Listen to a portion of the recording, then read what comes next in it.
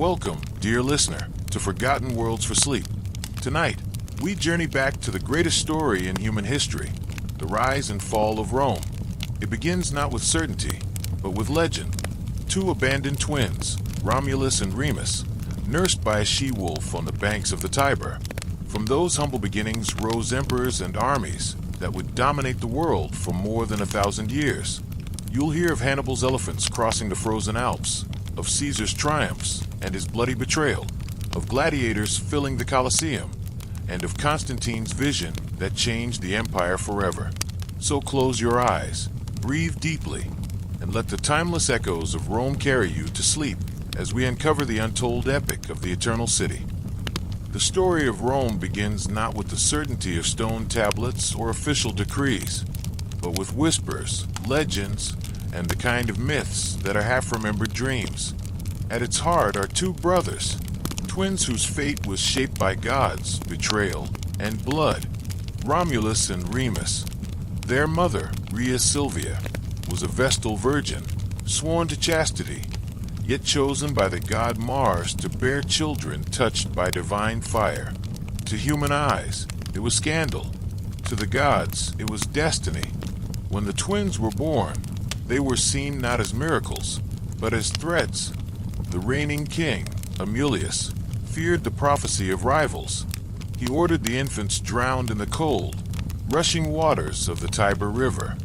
Soldiers carried out the task, yet the river seemed unwilling to be complicit in murder. The waters did not swallow the children. Instead, they carried them gently downstream, toward the muddy banks that would one day grow into the beating heart of an empire. Here on the river's edge, fate revealed itself in the most unlikely form, a she-wolf. She found the helpless infants, mewling in their woven basket. Instinct might have urged her to tear them apart, but legend says another instinct took hold. She lowered her massive body and allowed the twins to feed from her milk becoming their first taste of survival. The wolf, the eternal symbol of both savagery and protection, became their first mother. But human hands, too, would shape their lives. A humble shepherd named Faustulus stumbled upon the scene. Astonished, he carried the children home to his wife, Acca Laurentia. Together, they raised Romulus and Remus as their own, never revealing to the boys the bloodline that tied them to kings and to gods. The twins grew wild and strong, running in the forests, wrestling in the fields, leading bands of shepherd boys as though already preparing for command. In time, the truth of their heritage came to light. They were not mere peasants. They were the rightful heirs to Alba Longa, descendants of Aeneas himself, the Trojan hero who had crossed the seas to find a new destiny in Italy. With this revelation came rebellion. Romulus and Remus overthrew Amulius, restoring their grandfather Numitor to his throne. Yet victory left them restless. Alba Longa was their past, but they hungered for a future. The brothers resolved to build a new city on the very banks of the Tiber, where the river had once spared them. But here, where unity should have been born, division tore them apart. Where would the city stand? Who would rule it? Romulus favored the Palatine Hill, while Remus mocked his brother's ambitions.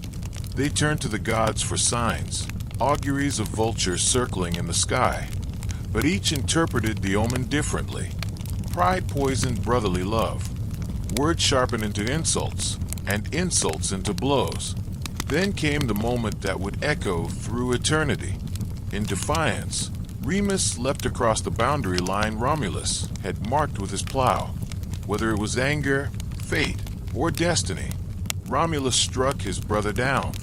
Remus fell, his blood soaking the earth of the city that would rise without him.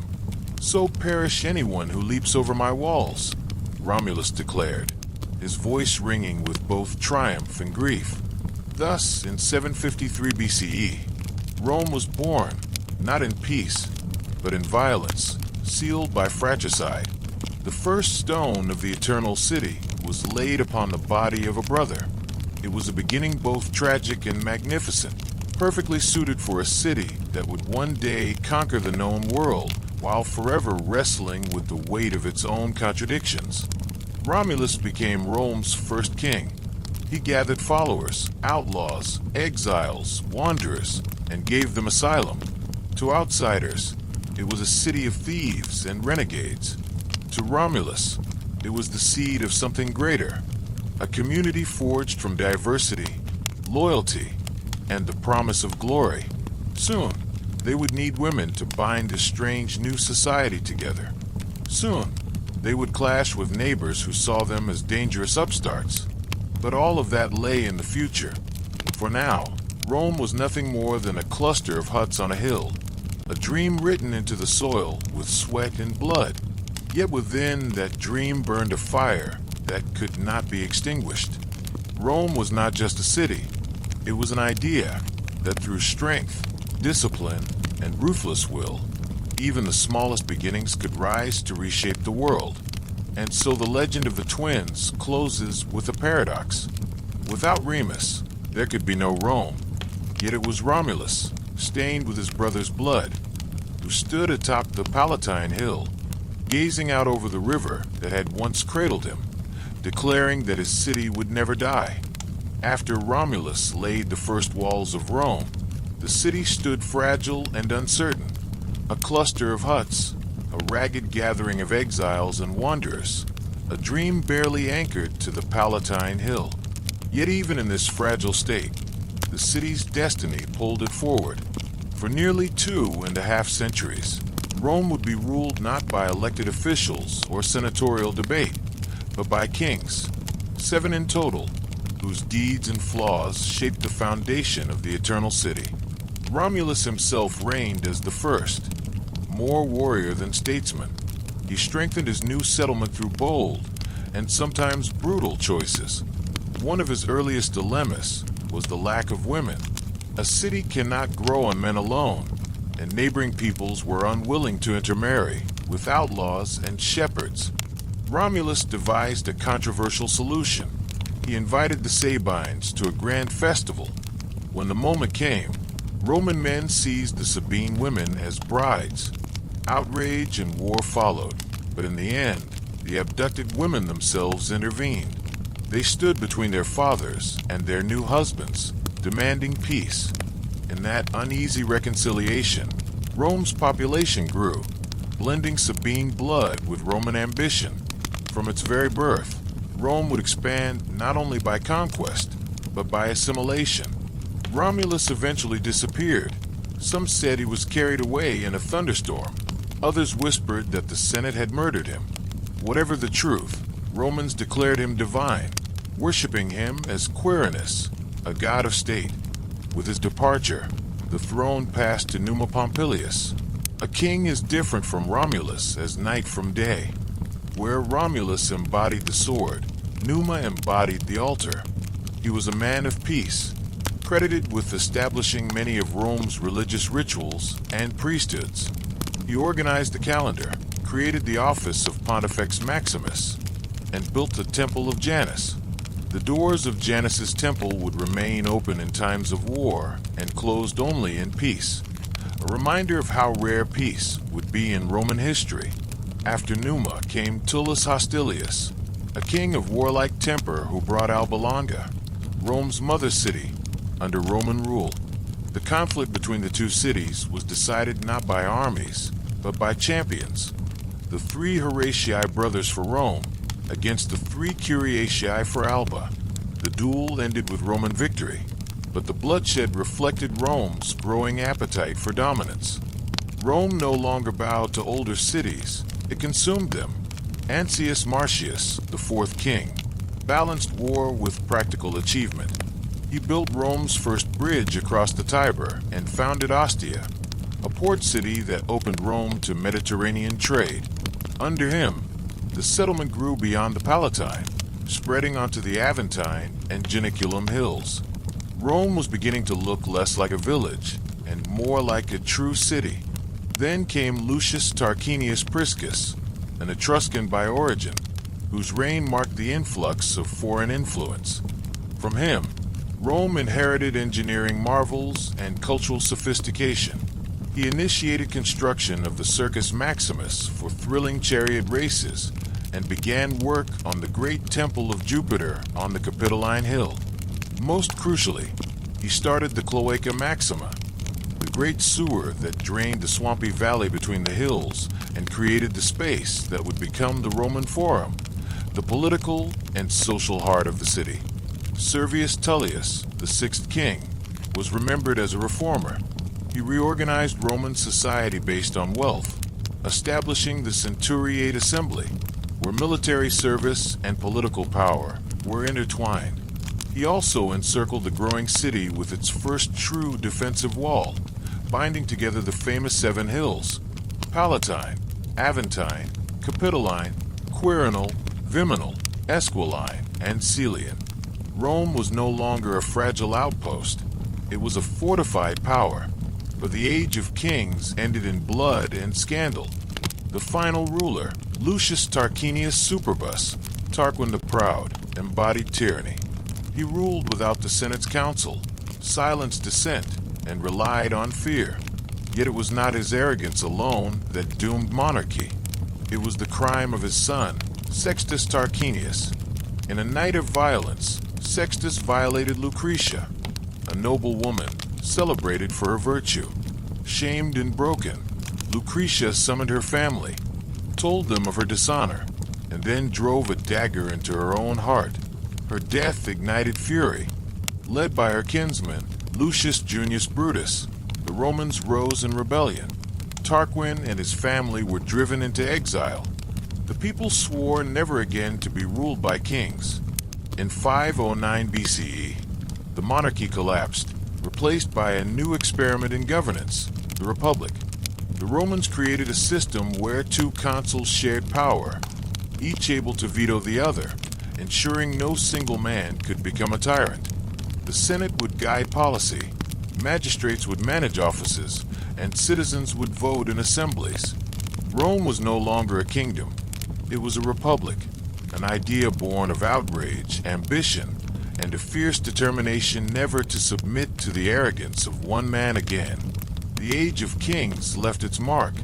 From Romulus's bold violence to Numa's sacred rituals, from Servius's walls to Tarquin's tyranny, each monarch left behind institutions and traditions that would echo through Roman life. Yet the true character of Rome would emerge not under kings, but in the centuries of struggle, war, and reinvention that lay ahead. 509 BC, the year the Romans swore they would never again bow to a king. The expulsion of Tarquinius Superbus, the last monarch, marked more than the fall of a dynasty.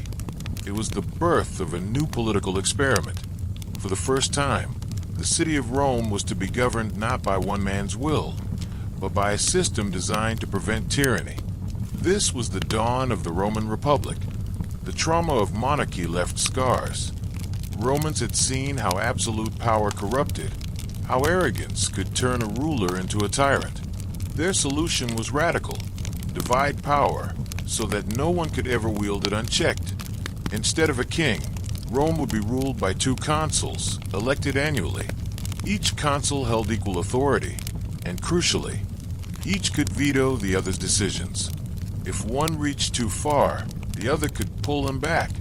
In this delicate balance lay the safety of the state. But consuls were not alone.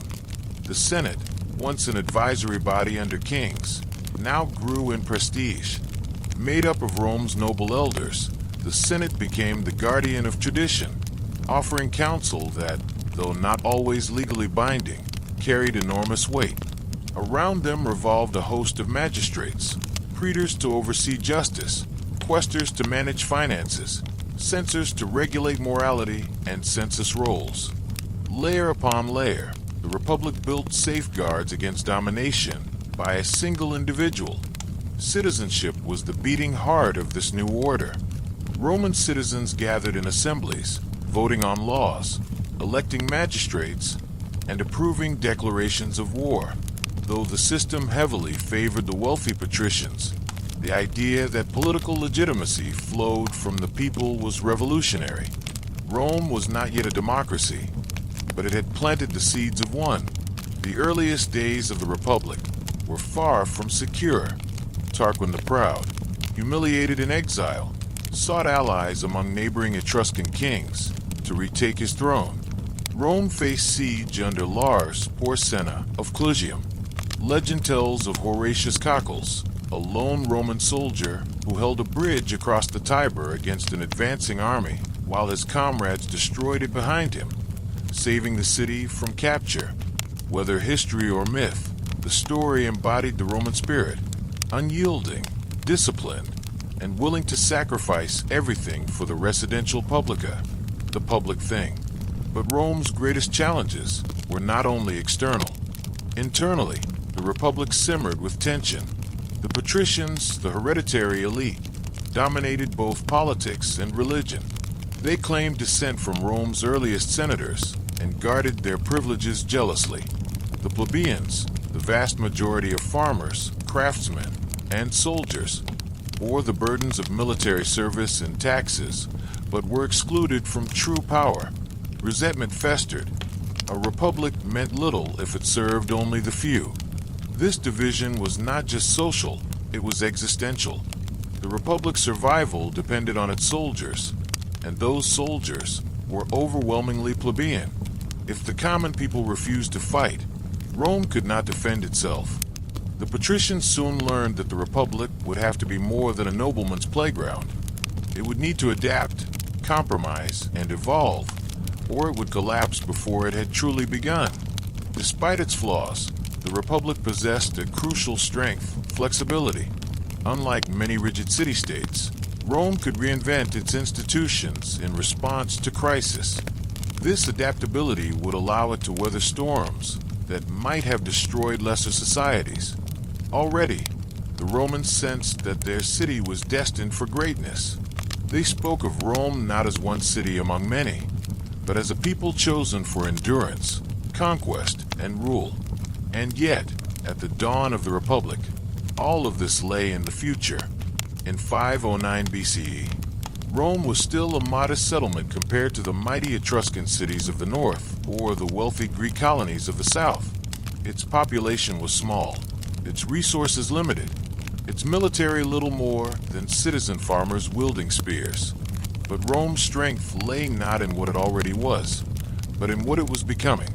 A society that believed no defeat was final, no obstacle insurmountable, and no enemy too great to be overcome.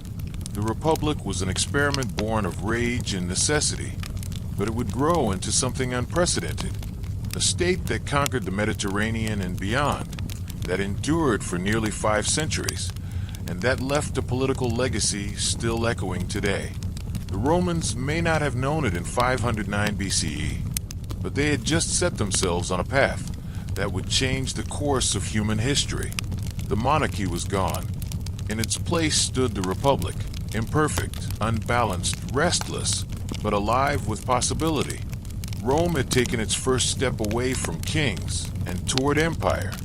The Roman Republic may have been born in 509 BCE with promises of liberty, but those promises were unevenly distributed.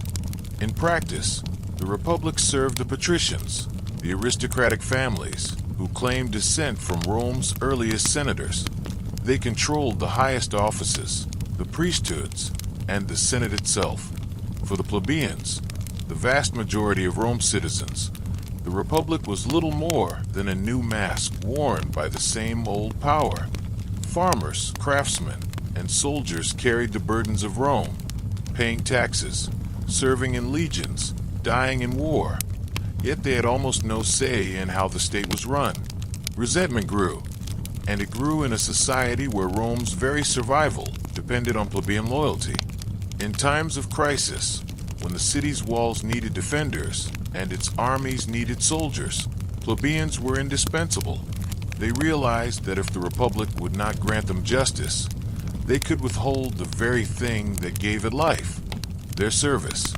The first great confrontation came in 494 BC. Facing crushing debts and political exclusion, the plebeians did the unthinkable.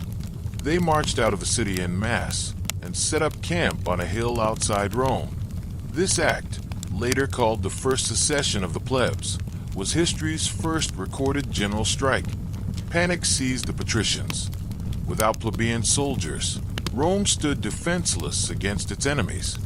Negotiations followed, and in a remarkable concession, the patricians allowed for the creation of new officials, the tribunes of the plebs. Tribunes were unique. Elected by plebeians, they had the power to veto laws and decisions harmful to their class. Their persons were sacrosanct. Anyone who harmed a tribune could be killed without trial. For the first time, plebeians had a voice in the Republic, and though modest at first, it was a voice that would grow louder with each generation. But the struggle did not end there. The patricians still controlled the mysteries of the law, which they kept as oral traditions manipulated to their advantage. To the plebeians, this secrecy was intolerable. Justice could not exist in shadows. In 451 BCE, after years of pressure, the Romans created a commission of 10 men, the Decemviri, to write down the laws. The result was the Law of the 12 Tables. Posted publicly in the Forum, these laws gave citizens, rich and poor alike, a clear reference point for justice. Though far from fair by modern standards, they upheld slavery, patriarchal authority, and harsh punishments. They represented a revolution in transparency. For the first time, Rome's laws belonged to the people, not just the elite. Yet equality was still distant. Plebeians could not intermarry with patricians, blocking social mobility. They were barred from the consulship, the highest office in the Republic. Their fight continued through further secessions and political campaigns. Slowly, barriers fell. The ban on intermarriage was lifted in 445 BCE, creating bonds between classes that could not be broken by law. In 367 BCE, after years of agitation, the Licinian Sextian reforms mandated that at least one of the two consuls must be a plebeian. What began as a protest had now secured access to Rome's top leadership. The centuries-long struggle of the orders was not a single battle, but a drawn-out negotiation between classes. Plebeians won the right to hold nearly all major offices, from consul to censor to pontifex. They gained access to priesthoods, once monopolized by patricians. By the early 3rd century BCE, the Republic was no longer a playground of the few. It was a system where wealth, more than birth, determined influence. This transformation created a new ruling class, the nobiles, blending patrician lineage with successful plebeian families. Rome's elite adapted, but in doing so, the Republic became more flexible, more resilient, and better equipped to manage its growing ambitions. The struggle of the orders did more than redistribute power. It gave Rome a tradition of compromise through institutional reform, a willingness to adjust laws to maintain unity. This capacity to bend without breaking would prove critical as Rome expanded beyond Italy. Other city-states might shatter under the weight of social conflict. Rome learned to absorb it, turning division into strength. Still, victories for the plebeians were won only through pressure, through the constant reminder that the Republic could not function without the majority. The lesson was clear: power yields nothing without demand. Rome's story, often told as one of conquest and empire, was equally a story of its own people wrestling with justice at home. By the end of the struggle of the orders, Rome was more inclusive than any of its neighbors. It had created a political system that, while far from equal, allowed upward mobility, citizen participation, and a framework for managing class conflict. The Republic had survived its first great internal challenge.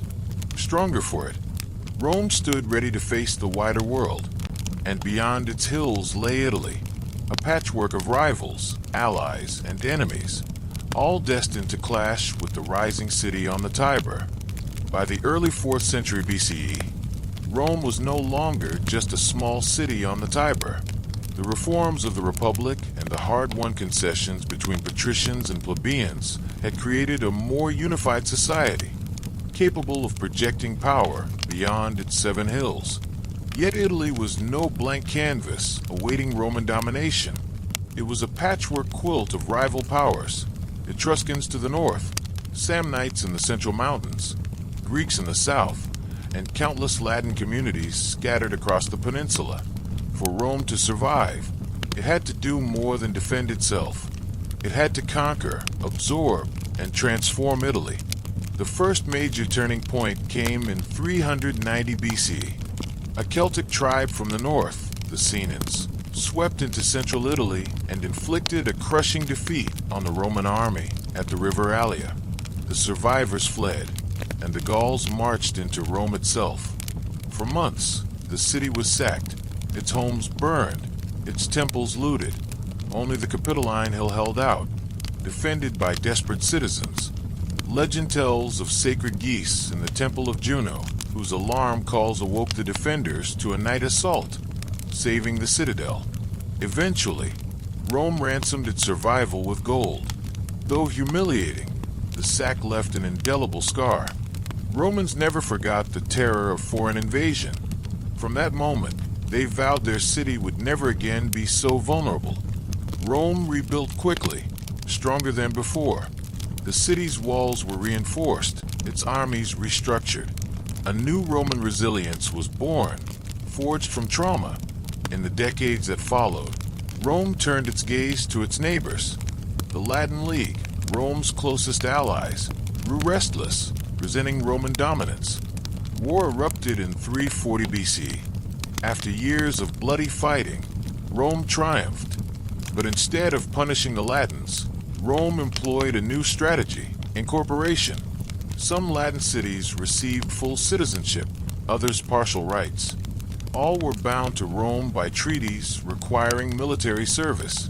In this arrangement lay the secret of Rome's future success: conquest through inclusion. Rome's enemies became Romans.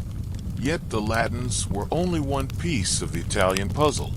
In the rugged Apennines, the Samnites, a fierce mountain people, emerged as Rome's greatest challenge. The three Samnite Wars, stretching from 343 to 290 BCE, tested the Republic's endurance. At times, Rome suffered crushing defeats. In 321 BCE, at the Caudine Forks, a Roman army was trapped in a mountain pass and forced to surrender. The victors humiliated the Romans, making them pass under a yoke of spears as a symbol of submission. To many states, such disgrace would have ended the struggle, but not Rome. Humiliation only hardened its resolve. Within a generation, Rome turned the tables, defeating the Samnites and securing dominance over central Italy. Rome's genius was not merely in war, but in statecraft. Each conquest was followed by careful integration.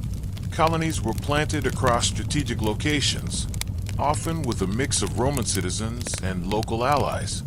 These colonies served as military outposts, cultural beacons, and anchors of loyalty.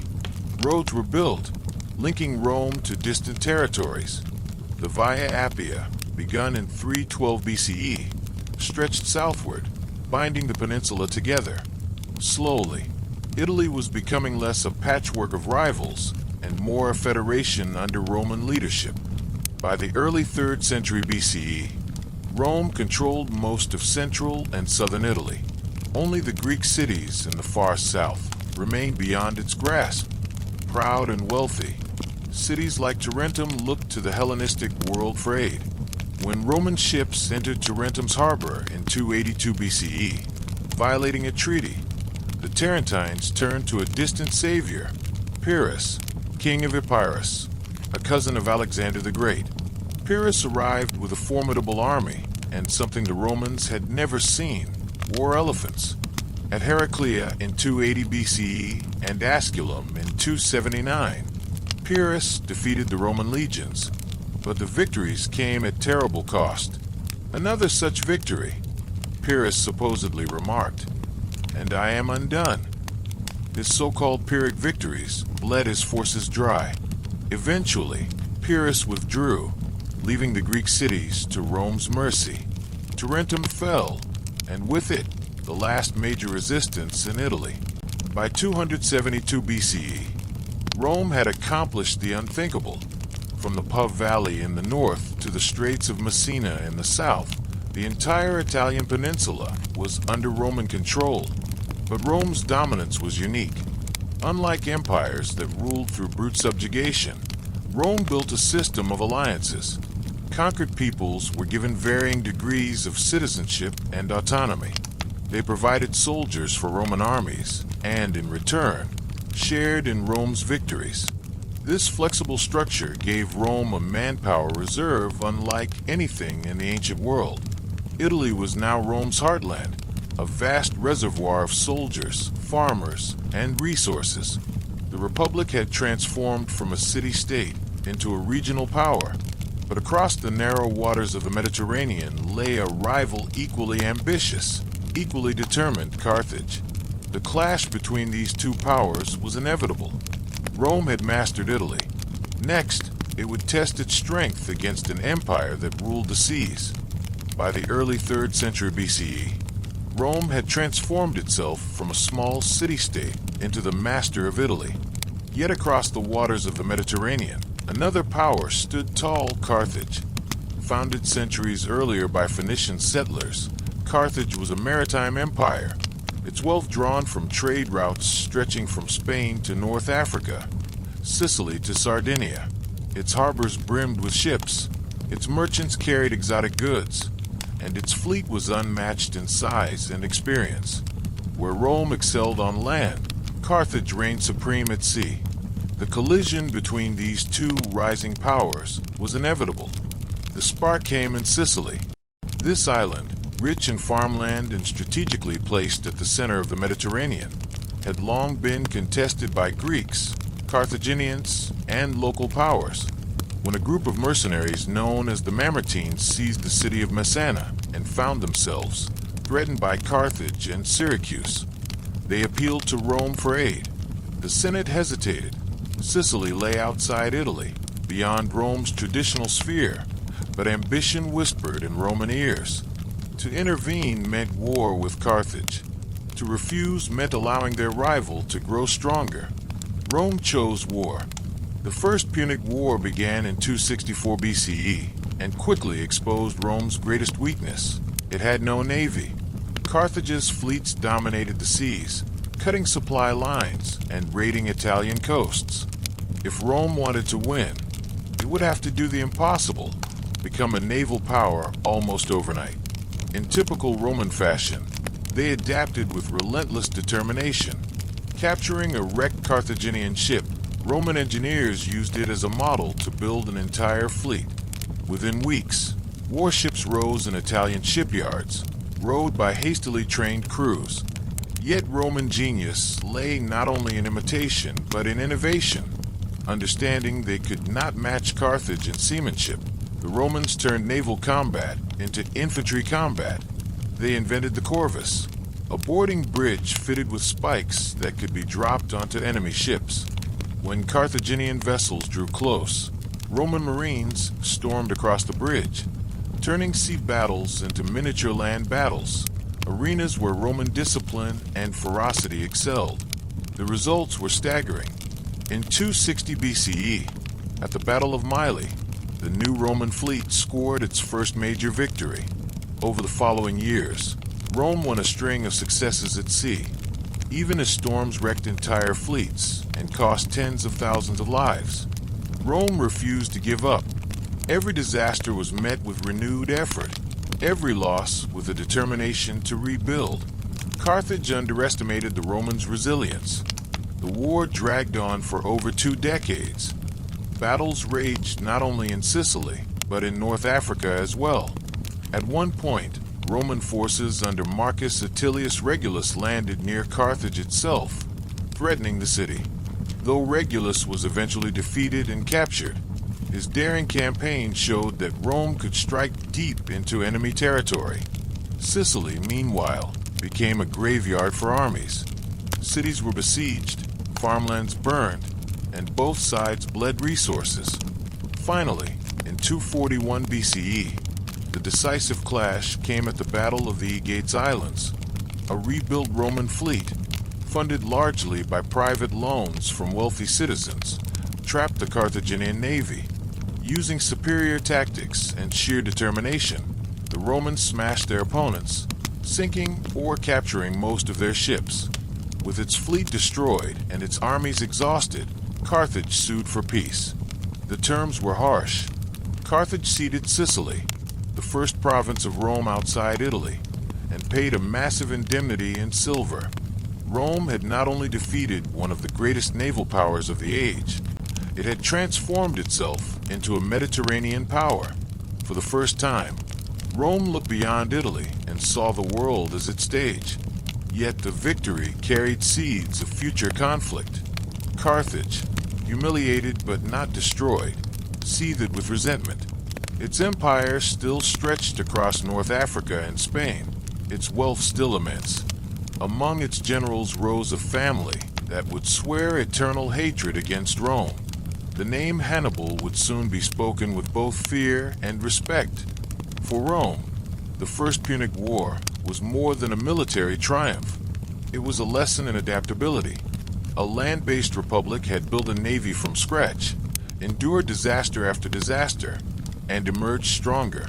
The Romans had proven that their greatest weapon was not a ship or a sword, but an iron will that refused to bend. Sicily was theirs, but the Mediterranean remained contested. Ahead lay a war unlike any Rome had ever faced, a war that would bring elephants over the Alps, legions to the brink of annihilation, and Rome itself to the edge of destruction. The First Punic War had ended. The second was already looming. The ink was barely dry on the peace treaty that ended the First Punic War when both Rome and Carthage began preparing for the next round. Rome had gained Sicily, but Carthage turned its attention westward, building a new empire in Spain. There, under the command of the Barcid family, Carthage rebuilt its wealth and armies. Among them was a boy who would grow to embody Rome's greatest nightmare, Hannibal Barca. According to legend, Hannibal's father, Hamilcar, made him swear an oath of eternal hatred against Rome. The boy kept that promise. By his 20s, Hannibal was commander of Carthaginian forces in Spain, forging alliances and building power. When the city of Saguntum, a Roman ally, fell to his army in 219 BCE, Rome demanded his surrender. Hannibal refused. War was declared. Thus began the Second Punic War, Rome's most dangerous trial. Rome expected to fight in Spain or Sicily. Instead, Hannibal chose audacity.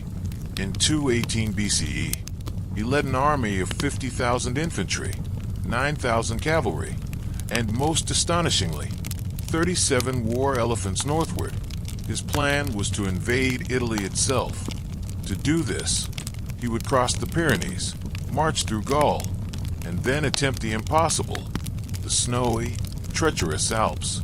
For weeks, Hannibal's men and beasts struggled through icy passes, ambushed by tribes, battered by avalanches.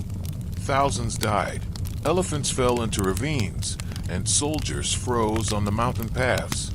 Yet Hannibal emerged into northern Italy with a force battered but unbroken. His gamble had succeeded. Rome would face him on its own soil. The next 3 years brought Rome to the brink of collapse.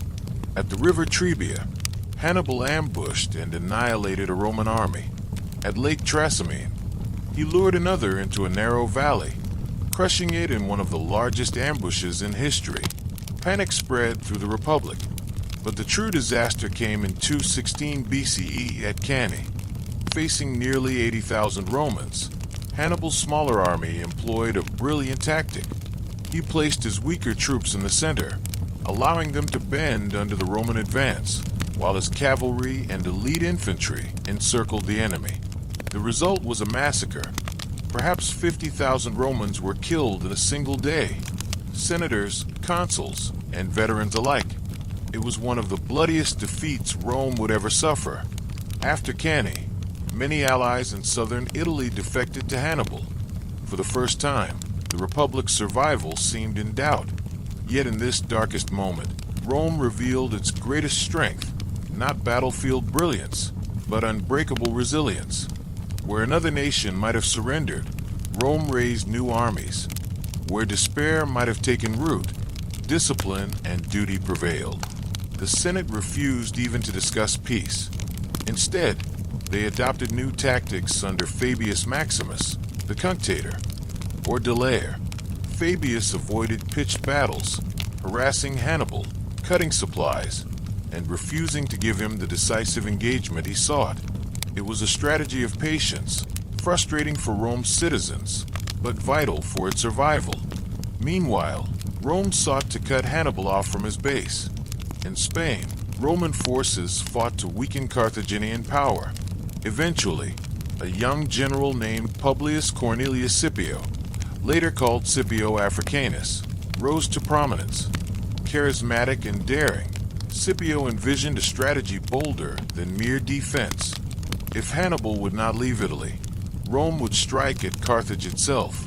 In 204 BCE, Scipio invaded North Africa.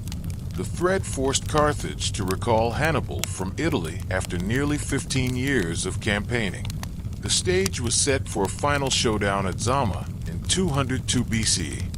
There, Scipio outmaneuvered Hannibal, neutralizing his elephants and turning Carthage's cavalry against itself. Hannibal, the man who had terrorized Rome for 2 decades, was finally defeated. The terms of peace were crushing. Carthage surrendered its navy, paid enormous reparations, and pledged never to wage war without Rome's consent. Rome emerged not only victorious, but transformed. It was now the undisputed master of the Western Mediterranean. And yet, the war had changed Rome in ways that went beyond borders. The Republic had endured its greatest test of will and triumphed through sheer refusal to yield. But it had also tasted the scale of destruction that only a determined rival could inflict. Entire generations were scarred by the losses. Hannibal became a legend, feared, respected, and studied by generals for centuries to come. Even Roman mothers, it was said, used his name to frighten children. Hannibal is at the gates. For Carthage, the defeat was crippling but not final. For Rome, the victory was intoxicating. Yet ambition is a fire that feeds on itself. With Carthage subdued, Rome now turned east, toward the wealthy kingdoms of Greece and Asia. A republic that had once fought for survival would soon fight for dominion. The Second Punic War was over, but the age of Mediterranean conquest was only beginning. Rome's victory over Hannibal in 202 BCE had left Carthage humiliated and shackled, its fleet dismantled, its empire in Spain stripped away, and its independence smothered under the weight of Roman oversight. But Carthage did not die. The city remained wealthy, trading across the Mediterranean, its fertile farmlands producing grain, olives, and goods that still filled Roman markets. To many in Rome, this survival was intolerable. The old enemy still breathed, and as long as it did, fear lingered. Over the next half-century, Rome tightened its grip on the Mediterranean. Greece fell under Roman influence, Macedonia was reduced to a province, and Asia Minor was drawn into Rome's orbit. Yet always, the shadow of Carthage remained. Roman merchants traded with its markets. Roman senators enriched themselves from its goods. But Roman memories still seethed with the terror of Hannibal. Old wounds do not heal easily, and among Rome's elite, voices began calling for final retribution. No voice was louder than that of Cato the Elder, a stern senator who ended every speech, no matter the subject, with the same phrase: Carthago delenda est. Carthage must be destroyed. His words became a drumbeat of paranoia, a constant reminder that the defeated city might one day rise again. Carthage, meanwhile, had abided by Rome's restrictions, even as it rebuilt its economy. But prosperity itself became a crime in Roman eyes. Strength, no matter how peaceful, was seen as potential rebellion. The spark for war came not from Carthage's defiance, but from its survival instincts. Neighboring Numidia, ruled by King Massinissa, a Roman ally, repeatedly raided Carthaginian lands. Carthage appealed to Rome for help but was rebuffed. When Carthage finally fought back against Numidian aggression, Rome seized its chance. Carthage had broken the treaty by waging war without Roman approval. The Senate declared war. It was 149 BCE. The Third Punic War had begun. The Roman assault on Carthage was no longer about strategy or balance of power. It was about annihilation. A massive army sailed across the Mediterranean, demanding unconditional surrender. Carthage, desperate, offered submission. They agreed to disarm, surrendered hostages, and handed over weapons. But Rome's demands went further. The Carthaginians were told they must abandon their city and move inland, leaving their beloved home to be destroyed. At this, Carthage chose resistance. Better to die fighting than to watch their city erased without struggle. The siege of Carthage dragged on for 3 years. Roman forces encircled the city, but Carthage fought with desperate ingenuity. Citizens melted down jewelry for weapons. Women cut their hair to make ropes for catapults, and every street became a barricade. Children, elders, and slaves all labored together, transforming the city into a fortress of defiance. For Rome, it was not just a war. It was a moral crusade to erase a rival from history. In 146 BCE, under the command of Scipio Aemilianus, grandson of the great Scipio Africanus, Rome launched its final assault. Street by street, building by building, Carthage was consumed. For 6 days, Roman soldiers fought through flames and rubble. Families starved, temples burned, and the cries of the dying filled the air. On the 7th day, the defenders made their last stand at the Temple of Eshmun. When it fell, Carthage's resistance was broken. The aftermath was as brutal as the war itself. 50,000 survivors were sold into slavery.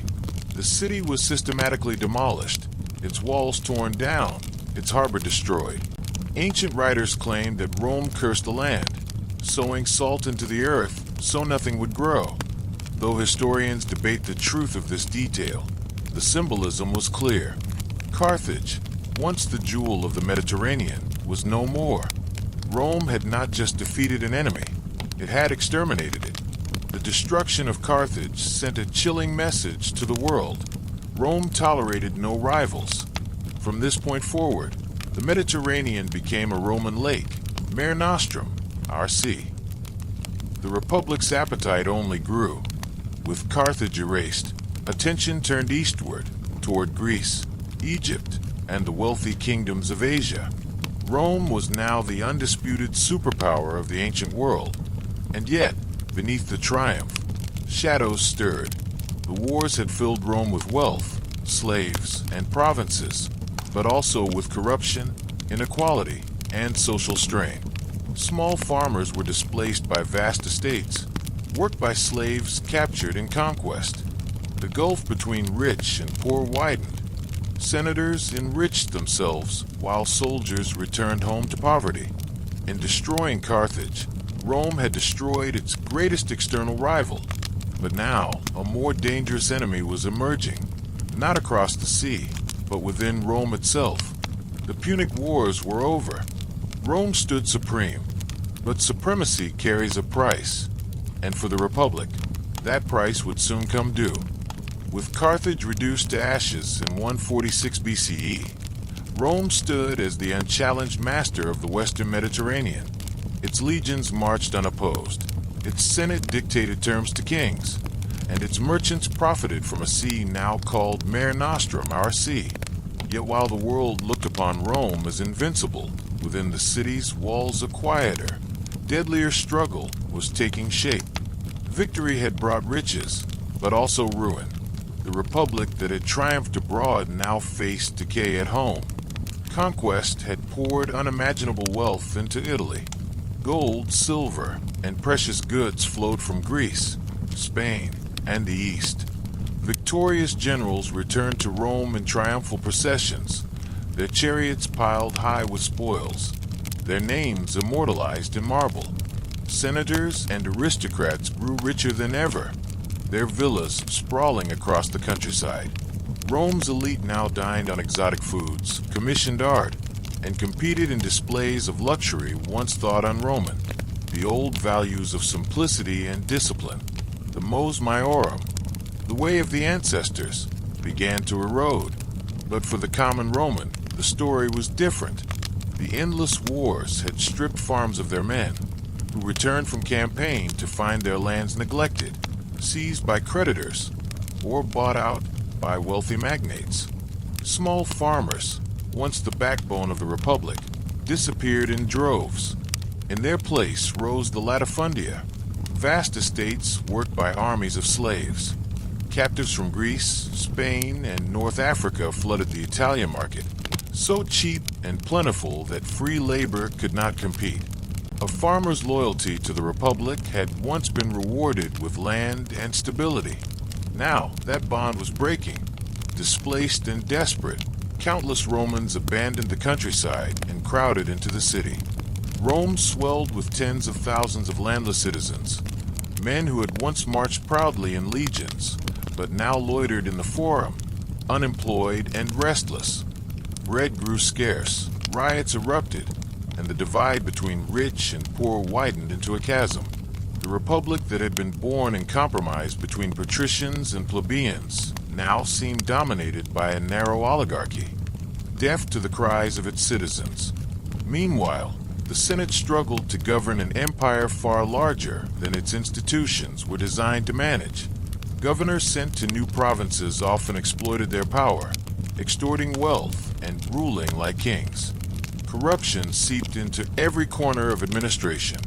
Justice was for sale, and loyalty to Rome was often measured not in civic duty, but in profit. Rome's armies, too, began to shift. Once composed of citizen farmers defending their homeland, the legions now increasingly drew from the poor, men whose only hope of livelihood was service. Their loyalty was not to the Senate or the Republic, but to the generals who promised them land, loot, and security. These pressures created a society both powerful and fragile. Rome could field armies larger than any rival, but the men who fought them returned to a homeland that offered little. The city's streets buzzed with resentment, while its countryside emptied of free citizens. The Republic had conquered Carthage, Greece, and Spain, but in doing so, it had created conditions for its own unraveling. And in this environment of inequality and unrest, voices began to rise. Voices demanding reform. Voices calling for justice. Voices that would soon shake the Republic to its foundations. By the late 2nd century BCE, Rome was a paradox. Outwardly, it was the most powerful state in the Mediterranean, fresh from victories in Greece, Spain, and Asia. Inwardly, it was rotting, wealth concentrated in the hands of a few, while thousands of citizens crowded Rome's streets, landless and desperate. Senators debated endlessly, but the gulf between rich and poor only grew. Into this crisis stepped two brothers, Tiberius and Gaius Gracchus, whose bold reforms would ignite both hope and horror, reshaping the Republic forever. Tiberius Gracchus, the elder, was a man of noble birth, yet deep compassion for Rome's poor.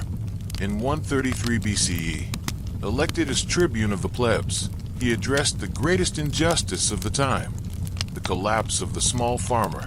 He proposed a law to redistribute ager publicus, public land monopolized by aristocrats, back to ordinary citizens. To his supporters, this was salvation. Land meant livelihood, dignity, and the chance to serve Rome once more. To the Senate, however, it was an attack on privilege and wealth. Tiberius pressed forward, bypassing the Senate and appealing directly to the people. His proposal passed.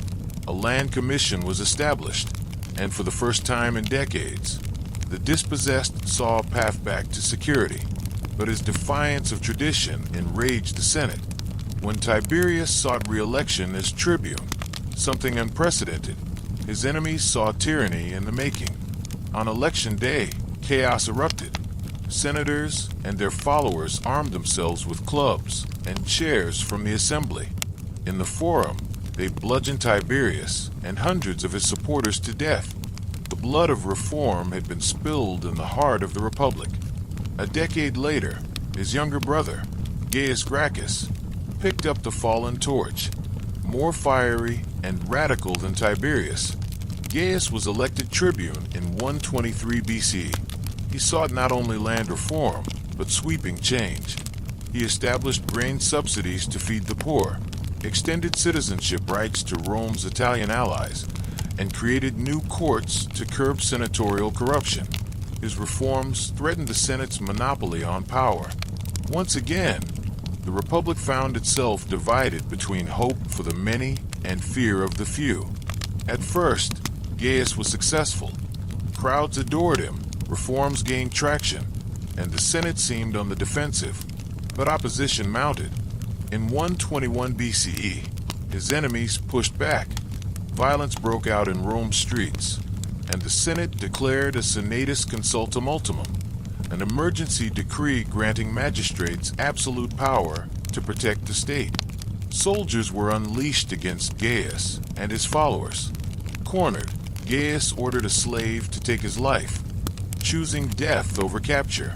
Thousands of his supporters were slaughtered in the aftermath. The Gracchi brothers had both died violently, yet their legacy was undeniable. They had exposed the Republic's deepest wounds: inequality, corruption, and the Senate's unwillingness to reform. They showed that appealing to the people over the Senate could bring enormous power, but also enormous danger. Most of all, they introduced something Rome had long avoided: political murder as a weapon. The Republic's sacred ground, the Forum, had become a battlefield. Their deaths left Rome more divided than before. Reformers saw martyrs who gave their lives for justice. Conservatives saw dangerous demagogues who threatened tradition. But all agreed on one thing: the rules of Roman politics had changed. Violence had entered the system, and it would not leave. In the coming decades, generals, populists, and ambitious leaders would all exploit the path first trodden by the Gracchi. The Republic's stability, once its greatest strength, had been shattered. The dream of the brothers lived on in whispers. For the poor, they had been champions. For the Senate, they had been traitors. For history, they were harbingers. The Republic had not yet fallen, but the storm had begun.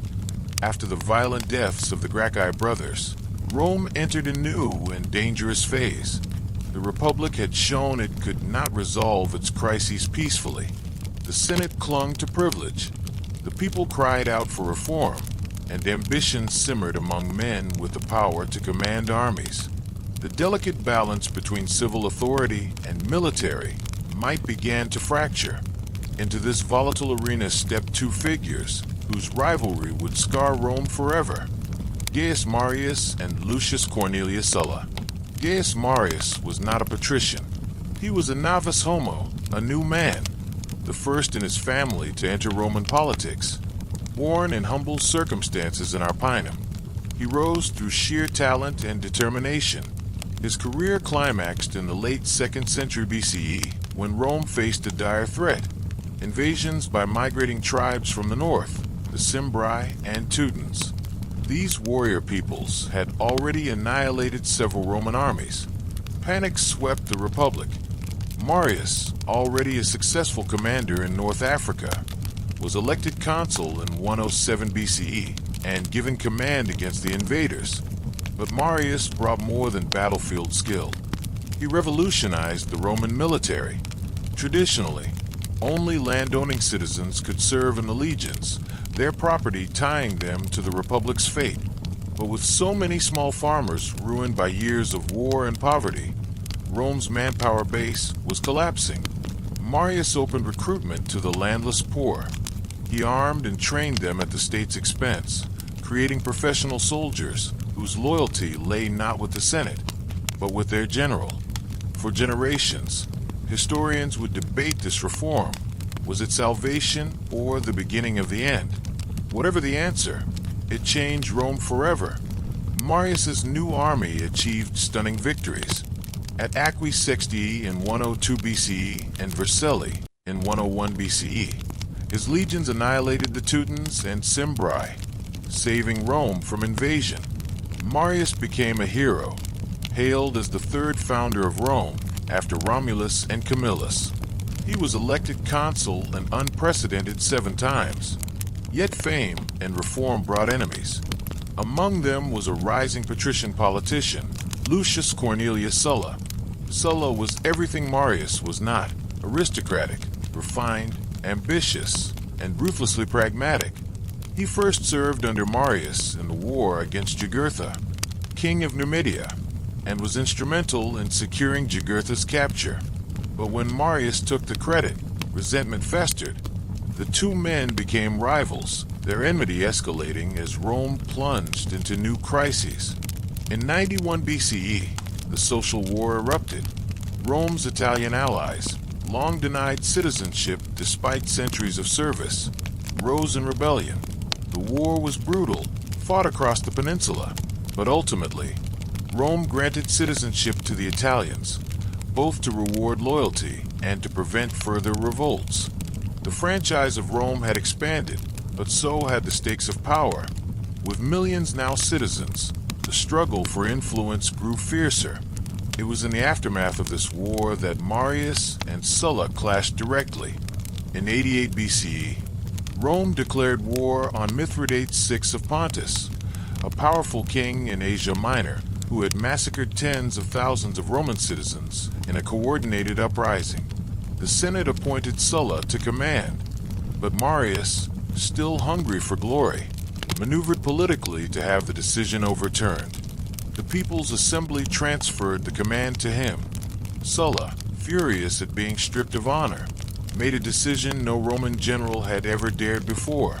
He marched his army, his loyal veterans, on Rome itself. Panic gripped the city as legionaries stormed through its streets. Marius fled in disgrace, escaping execution by a hair. Sulla reclaimed command and departed for the east, leaving behind a republic forever changed. The taboo had been broken.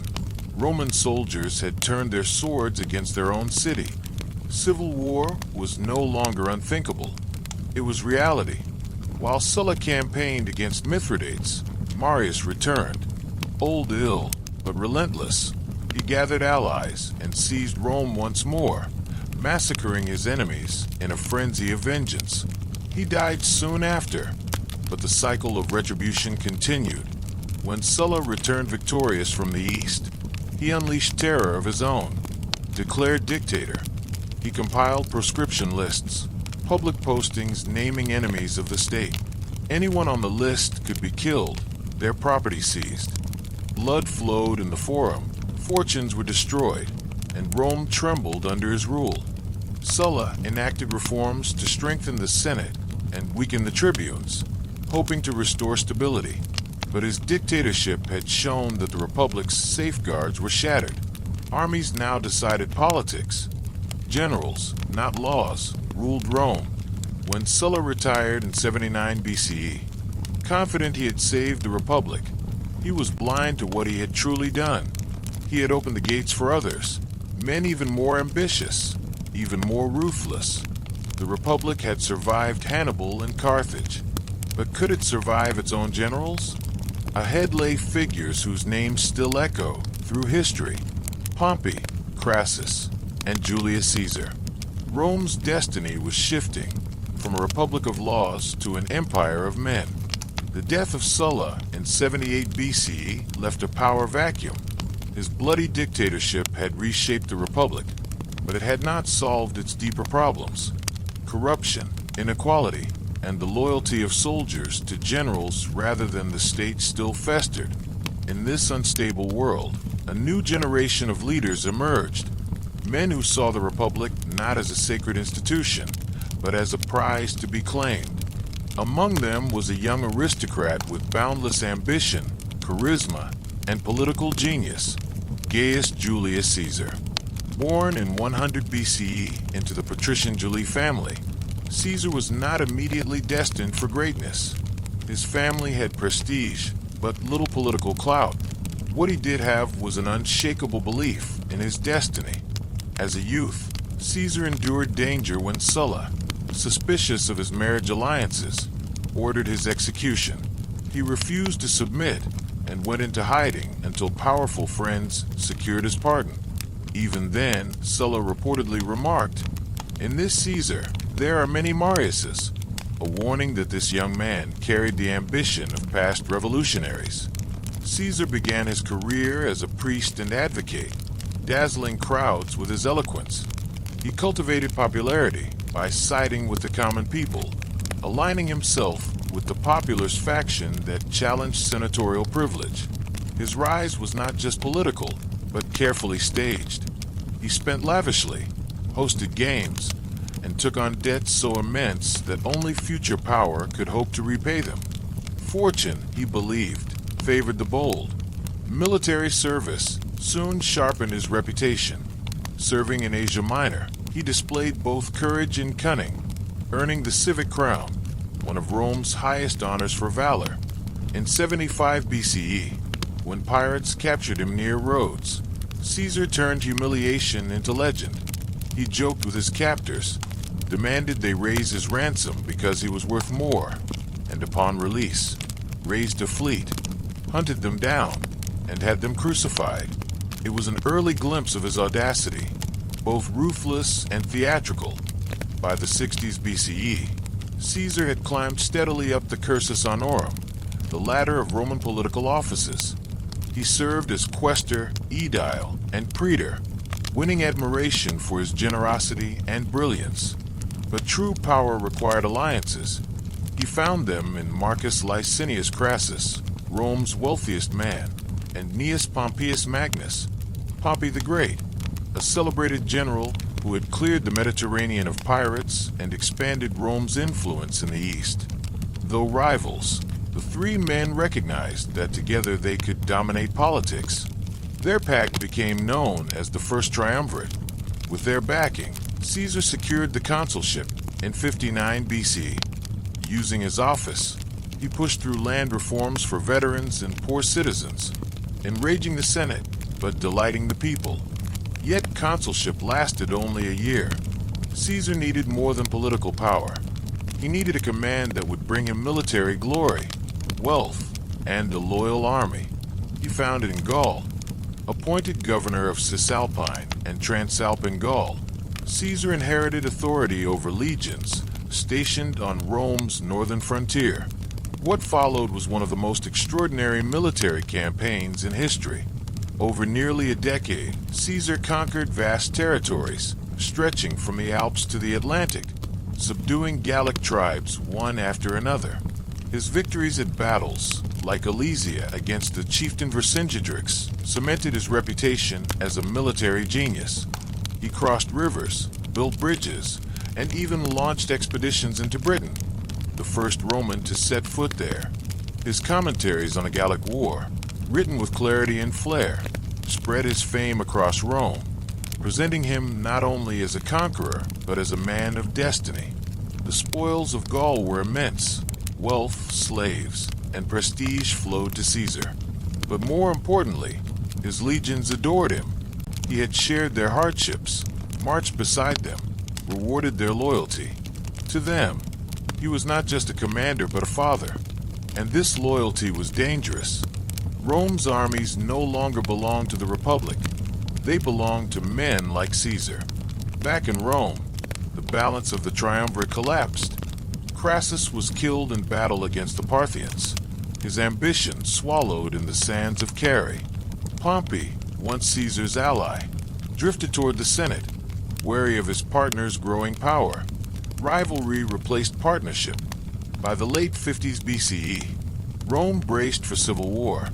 The Senate, fearing Caesar's return as a hero, demanded he disband his army and return to the city as a private citizen. To comply would mean political ruin.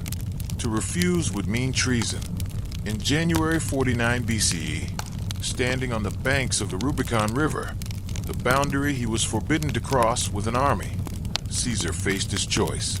He knew that stepping forward meant civil war, Yet retreat meant the end of his dreams. Legend says he whispered the words, "Alia iacta est," the die is cast. Then, with his legions behind him, he crossed the Rubicon, marching toward Rome and toward destiny. The Republic trembled. Caesar's rise had begun. In January of 49 BCE, Julius Caesar made the fateful choice that changed Roman history forever.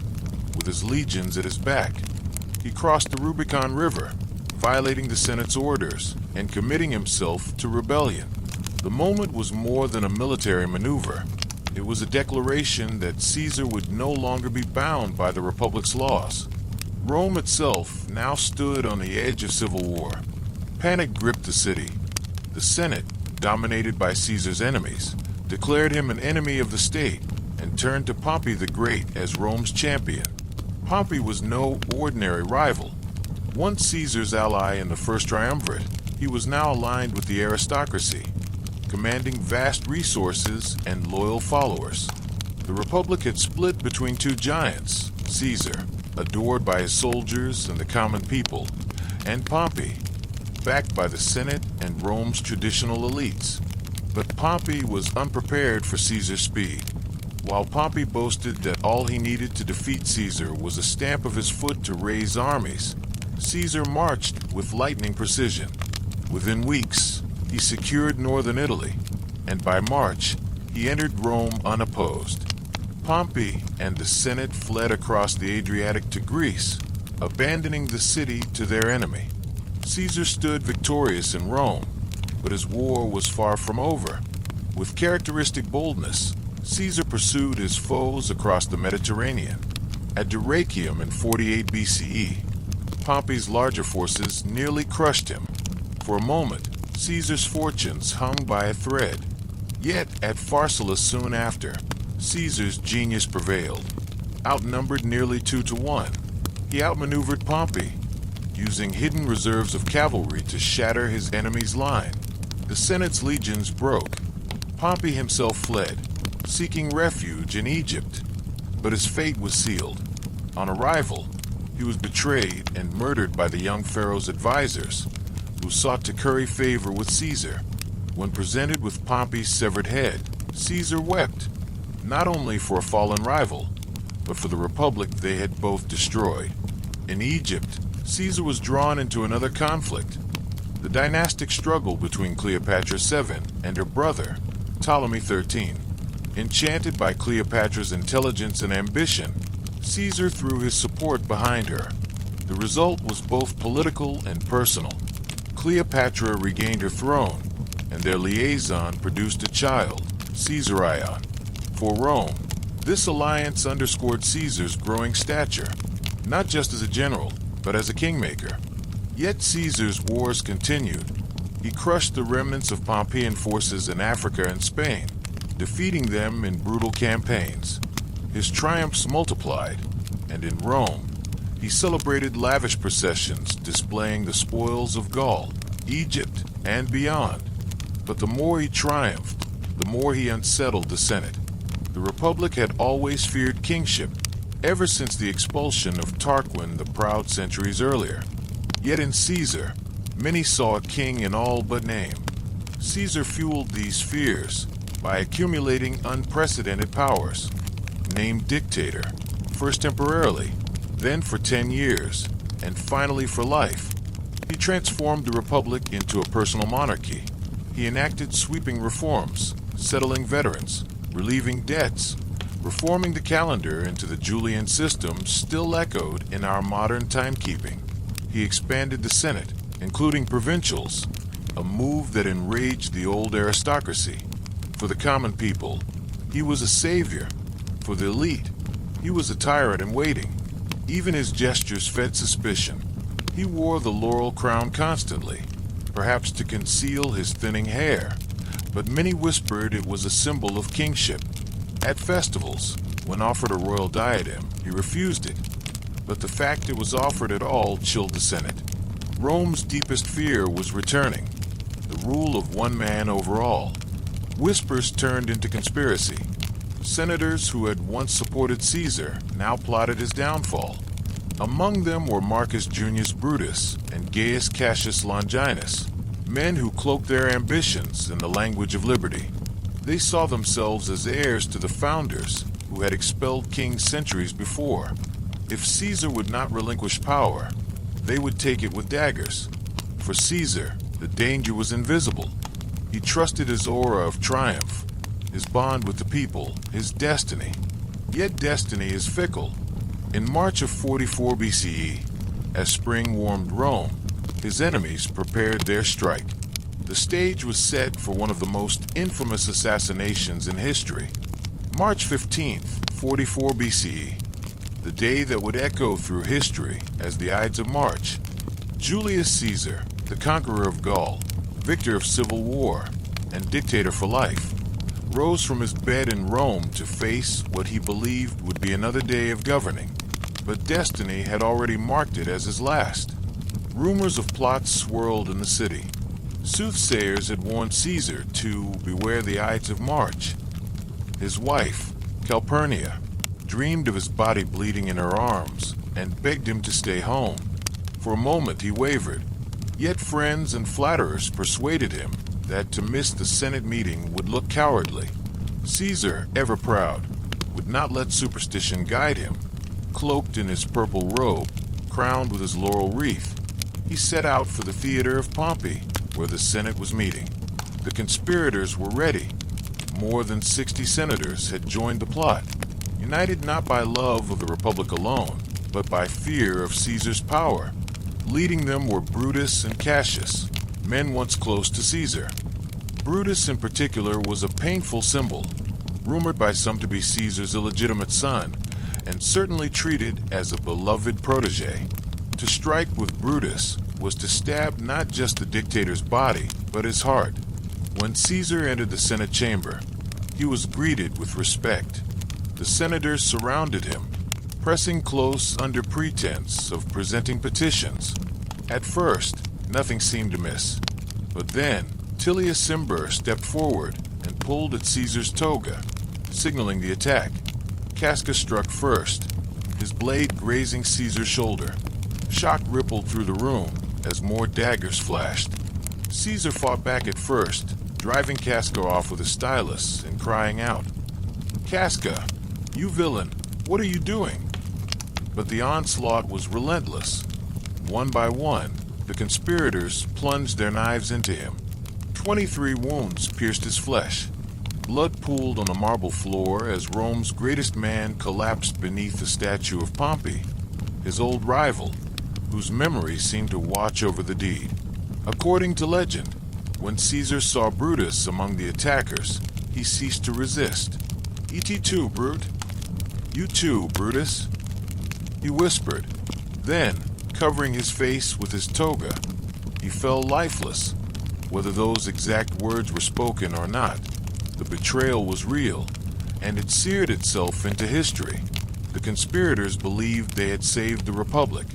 They expected the people to rejoice, to hail them as liberators from tyranny. But they misjudged the moment. Caesar's reforms had won him immense popularity among common Romans, and his legions still adored him. Instead of celebration, shock and fear gripped the city. The sight of Caesar's body, mutilated and abandoned, filled citizens with grief and rage. At his funeral, Mark Antony, Caesar's loyal ally, delivered a speech that turned Rome against the conspirators. He displayed Caesar's blood-stained cloak, named his wounds one by one, and revealed Caesar's will. Generous gifts to the Roman people and parks for their enjoyment. The crowd, inflamed with sorrow and fury, rioted. The liberators, who thought they had restored freedom, fled for their lives. Yet Caesar's death did not revive the Republic. Instead, it plunged Rome into even deeper chaos.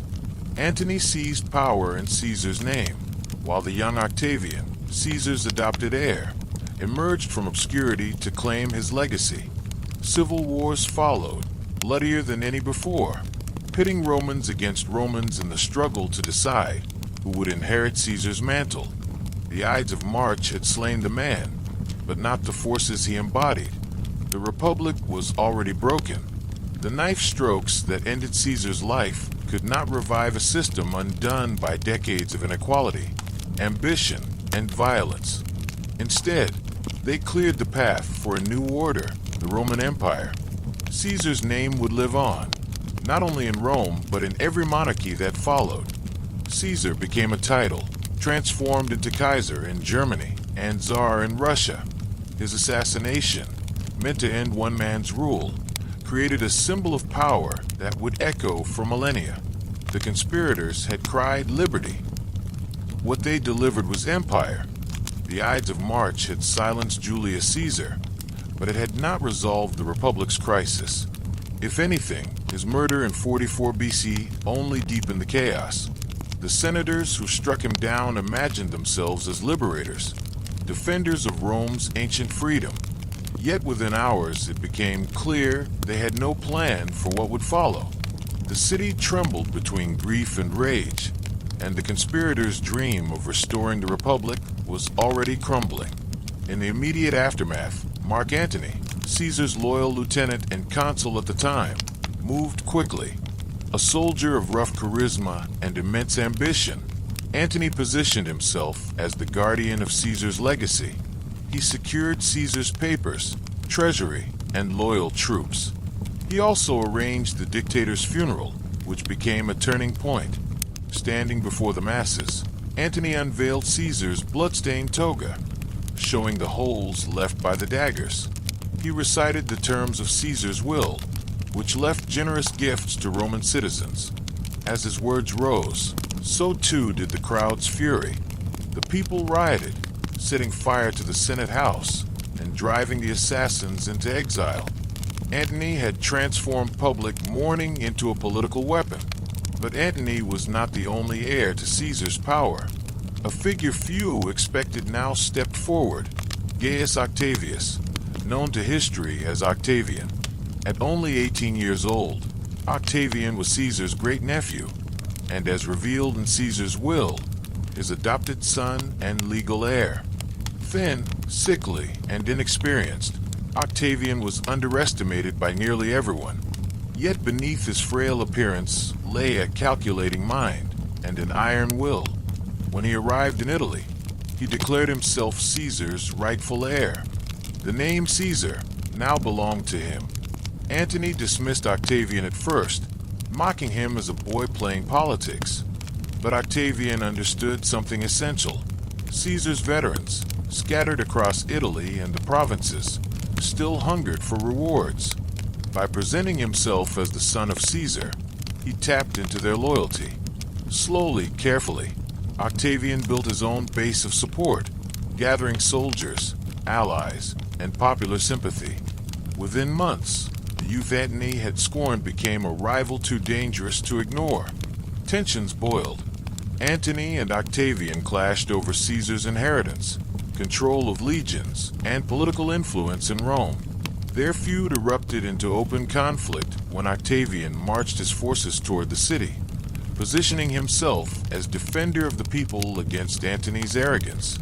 Civil war loomed once more, but the real explosion came when the Senate, desperate to check Antony, aligned itself with Octavian. For a brief moment, the liberators, Brutus and Cassius, seemed poised to benefit, gathering armies in the east to confront Antony's dominance. The Republic had fractured into multiple camps, each claiming legitimacy. By 43 BCE, the situation demanded resolution. Antony, Octavian, and Marcus Lepidus, a seasoned general and Caesar's former ally, formed an extraordinary alliance. They called it the Triumvirate for the restoration of the Republic, though it was anything but Republican. Together, they wielded supreme authority, bypassing the Senate entirely. This was no informal pact, like Caesar's first triumvirate. It was a legally sanctioned dictatorship of three. Their first act was ruthless. They drew up prescription lists, echoing Sulla's terror decades earlier.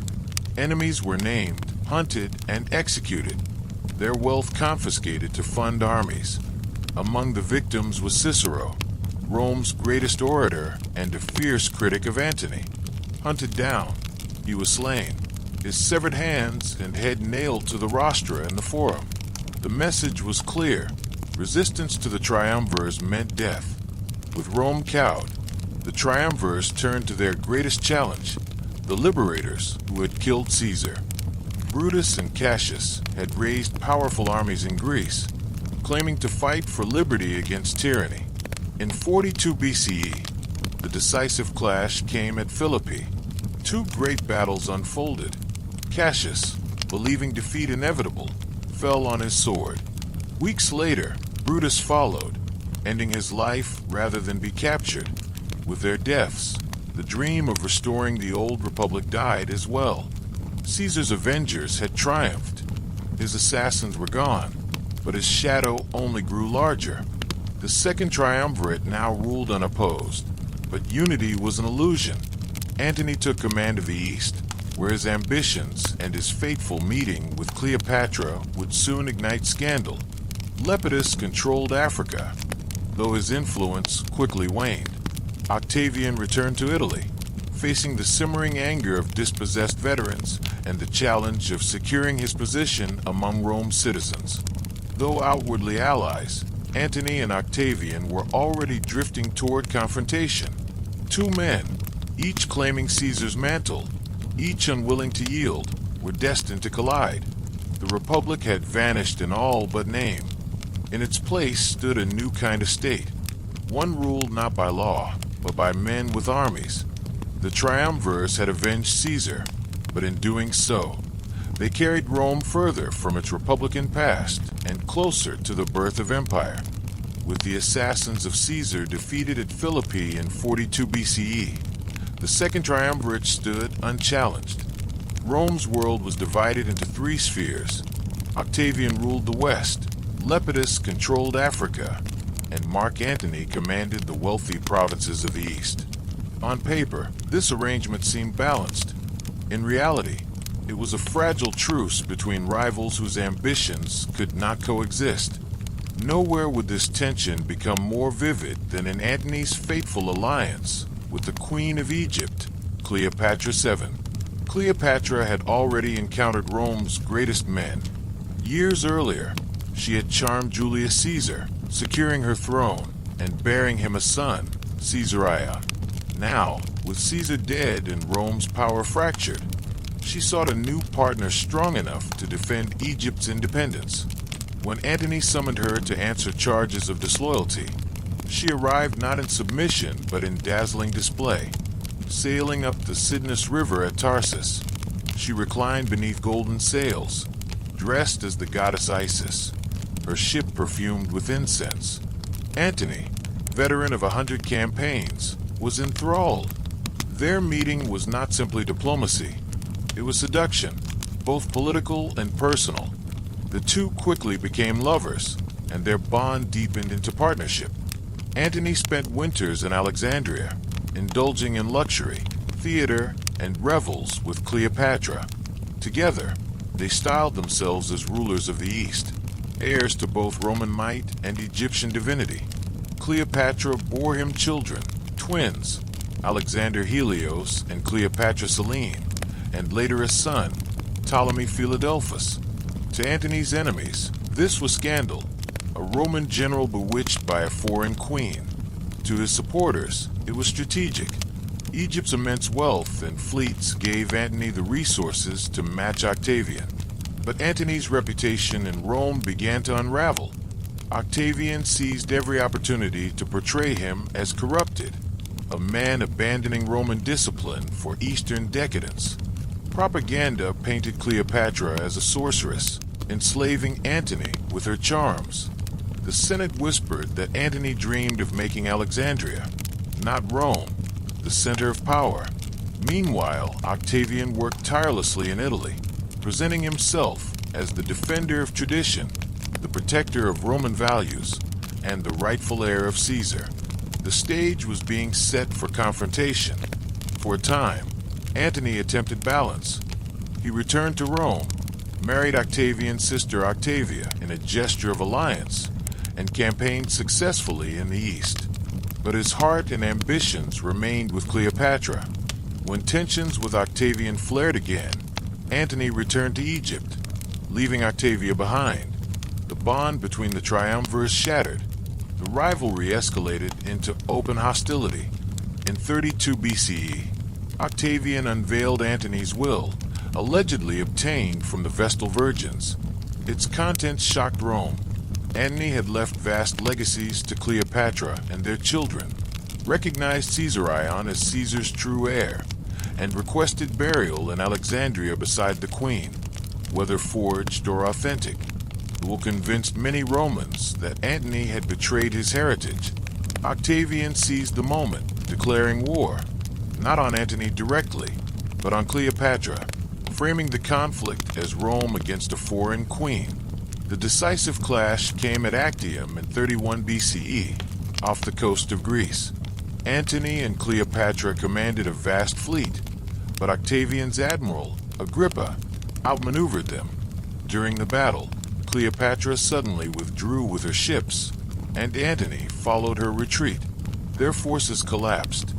It was a humiliating defeat.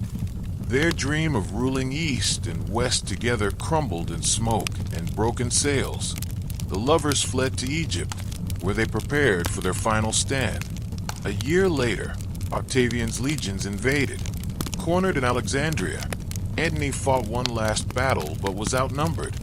Believing Cleopatra dead, he fell on his sword. Carried to her chamber, he died in her arms. The tragic end of Rome's greatest general. Cleopatra, unwilling to be paraded in Octavian's triumph, chose her own fate. Legend tells she allowed a venomous ASP to bite her. Though some believe she used poison, she died as she had lived. Queenly, defiant, unforgettable.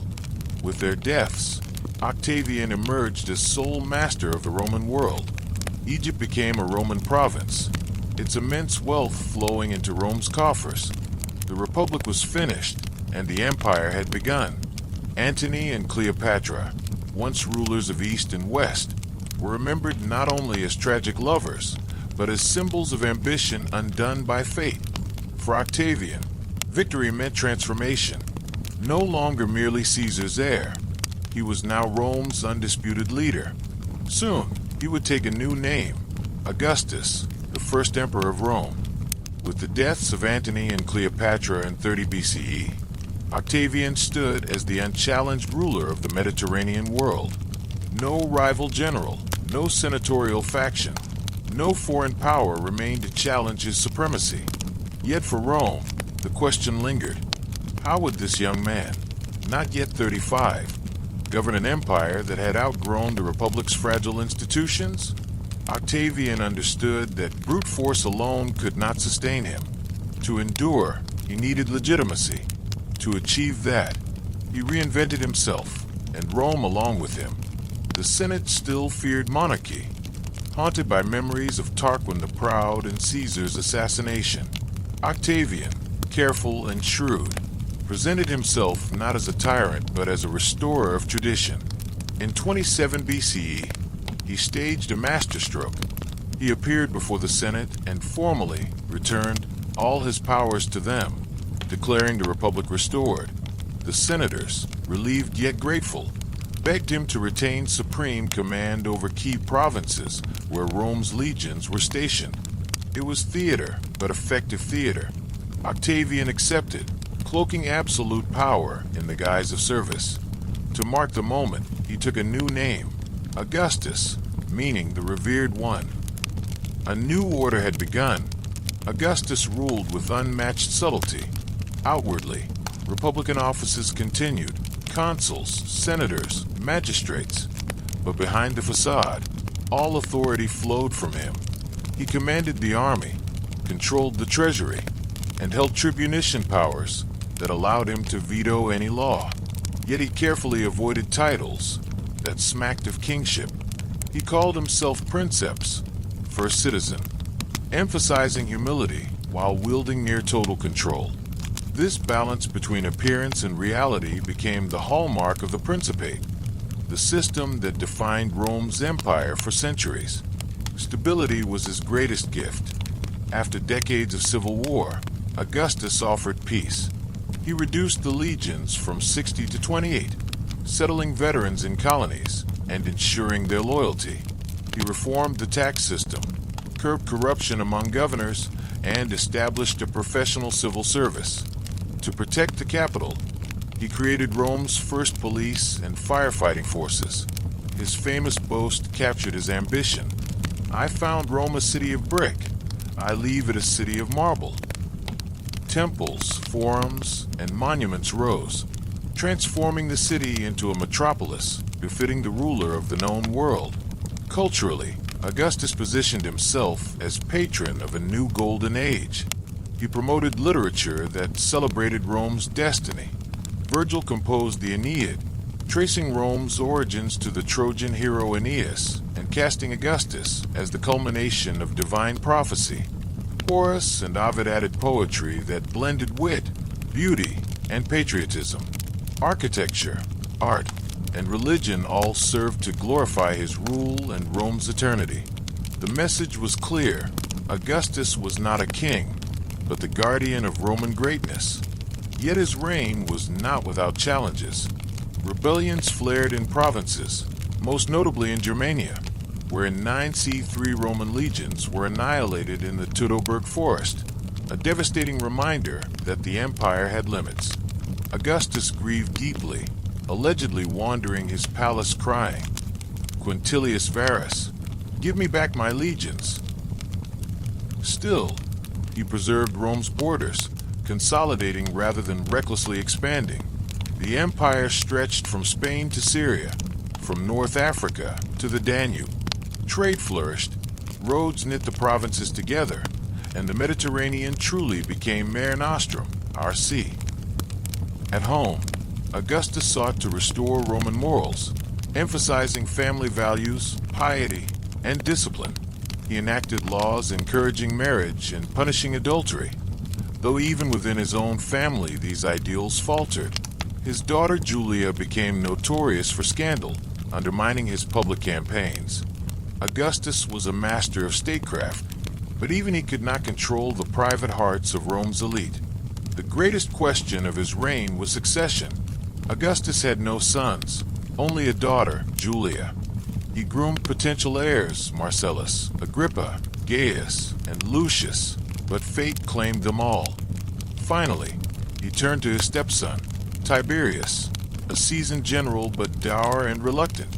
By adopting Tiberius as his heir, Augustus ensured continuity, though not necessarily enthusiasm. The dynasty he founded, the Julio-Claudian line, would inherit both his power and the burden of his legacy. When Augustus died in 14 CE, at the age of 75, Rome mourned as though a god had departed. The Senate officially deified him, and temples rose in his honor. His reign had lasted more than 40 years, the longest of any Roman ruler to that point. He had transformed Rome from a republic torn by civil war into a unified empire that promised stability and prosperity.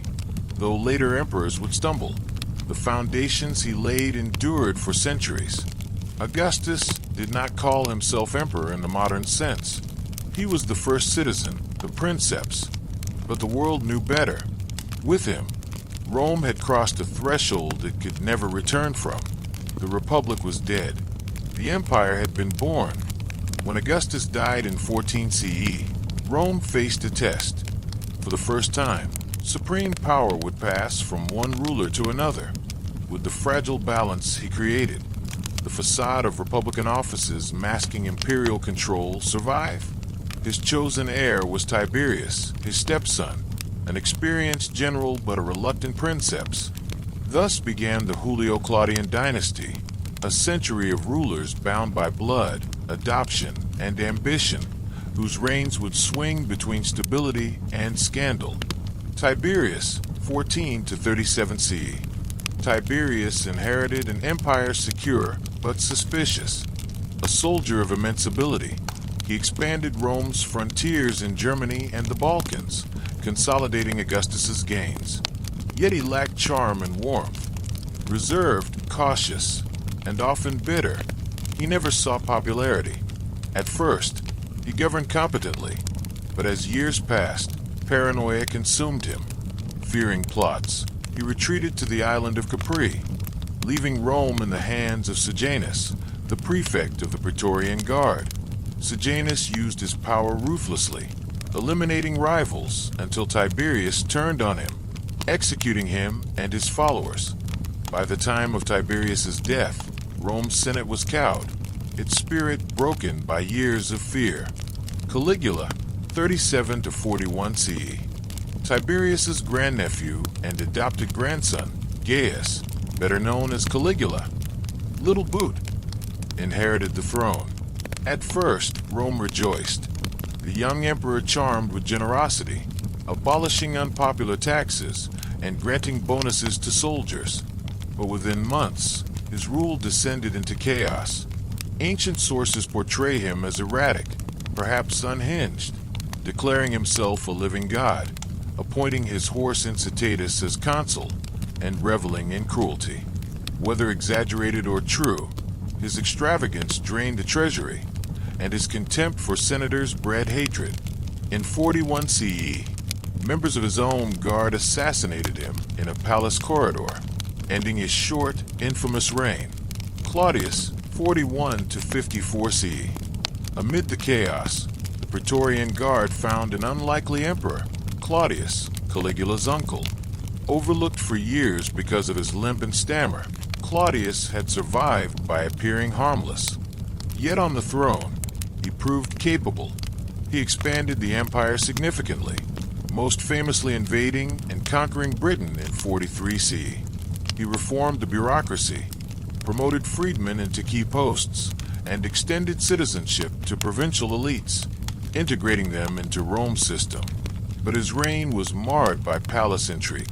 His marriages, especially to Messalina, executed for alleged plots, and Agrippina the Younger brought scandal. Agrippina maneuvered her son, Nero, into succession, securing her own power in the process. Nero, 54 to 68 CE. At just 16, Nero became emperor, initially guided by the philosopher Seneca and the prefect Burrus. His rule began promisingly, with reforms and restraint.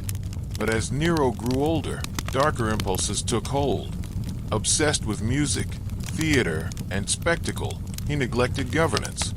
He eliminated rivals, including his own mother, Agrippina, in a notorious act of matricide. In 64 CE, a great fire devastated Rome.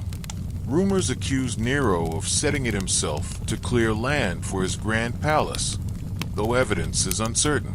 Regardless, he deflected blame onto Christians, subjecting them to brutal persecution, the first such recorded instance in Roman history. Nero's extravagance bankrupted the treasury, and revolts erupted across the provinces. In 68 CE, the Senate declared him a public enemy.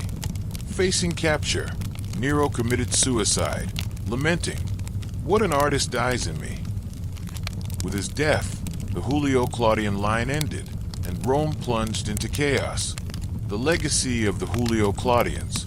This dynasty had overseen Rome's transformation from Augustus's golden stability to the brink of collapse. Tiberius had maintained the empire, but crushed liberty. Caligula had shocked it with madness. Claudius had expanded and innovated, yet been trapped in intrigue. Nero had indulged himself while Rome burned. Together, they demonstrated both the potential and peril of hereditary rule. The Republic was gone, and empire was permanent. But what form that empire would take was still uncertain. For Rome, the lesson was bitter. The Principate was resilient enough to survive even eccentric or tyrannical rulers, but each reign left scars. As Nero fell, armies across the provinces raised rival emperors, and civil war erupted once more. The year 69 CE would be remembered as the year of the four emperors, a brutal struggle that would test whether the empire Augustus built could endure the failures of his heirs. When Nero took his own life in 68 CE, Rome was left without a clear successor. For the first time since Augustus, no member of the Julio-Claudian line remained to claim the throne. The empire teetered on the edge of uncertainty. What followed was a whirlwind of ambition, betrayal, and violence, the year of the four emperors, a brutal reminder that in Rome, power flowed not from law or tradition, but from the sword. Galba, June 68, January 69 CE. The first to seize power was Servius Sulpicius Galba, governor of Hispania. Elderly and austere, Galba marched on Rome with his legions, presenting himself as a restorer of order after Nero's excesses. At first, the Senate hailed him, but Galba quickly revealed himself as rigid and unpopular. He refused to pay the Praetorian Guard the bribes he had promised and imposed harsh discipline on soldiers. He also purged officials suspected of loyalty to Nero, alienating many. Within months, his rule collapsed. On the orders of Otho, a rival claimant, Galba was cut down in the Forum, his severed head displayed as a warning. Emperors who disappoint Rome's armies do not last. Otho, January, April 69 CE. Marcus Salvius Otho, once a companion of Nero, ascended next. Charming and politically shrewd, Otho initially won support by honoring soldiers and promising reform.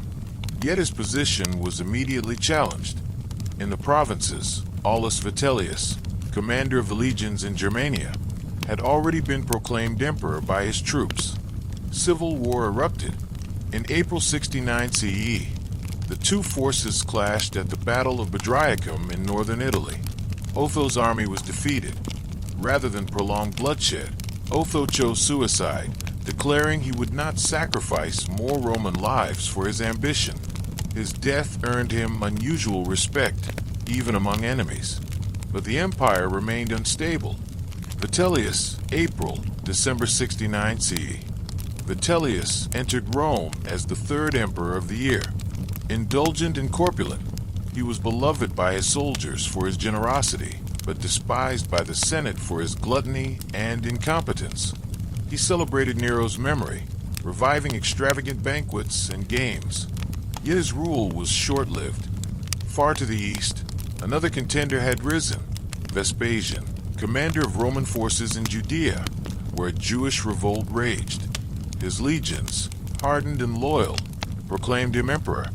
Marching west, Vespasian's forces defeated Vitellius's armies. In December, Vitellius was dragged from hiding and executed in the streets of Rome, his body thrown into the Tiber. 3 emperors had fallen in a single year. Vespasian, December 69 to 79 CE. When Vespasian entered Rome, weary citizens prayed the turmoil was over. A soldier of humble origins, practical and disciplined, he was everything Nero and Vitellius were not. Vespasian restored financial order, replenishing the treasury after years of waste. He began construction of the Flavian Amphitheater, the Colosseum, on the ruins of Nero's Golden House, symbolically giving back to the people what Nero had taken. His reign brought stability after chaos, inaugurating the Flavian dynasty.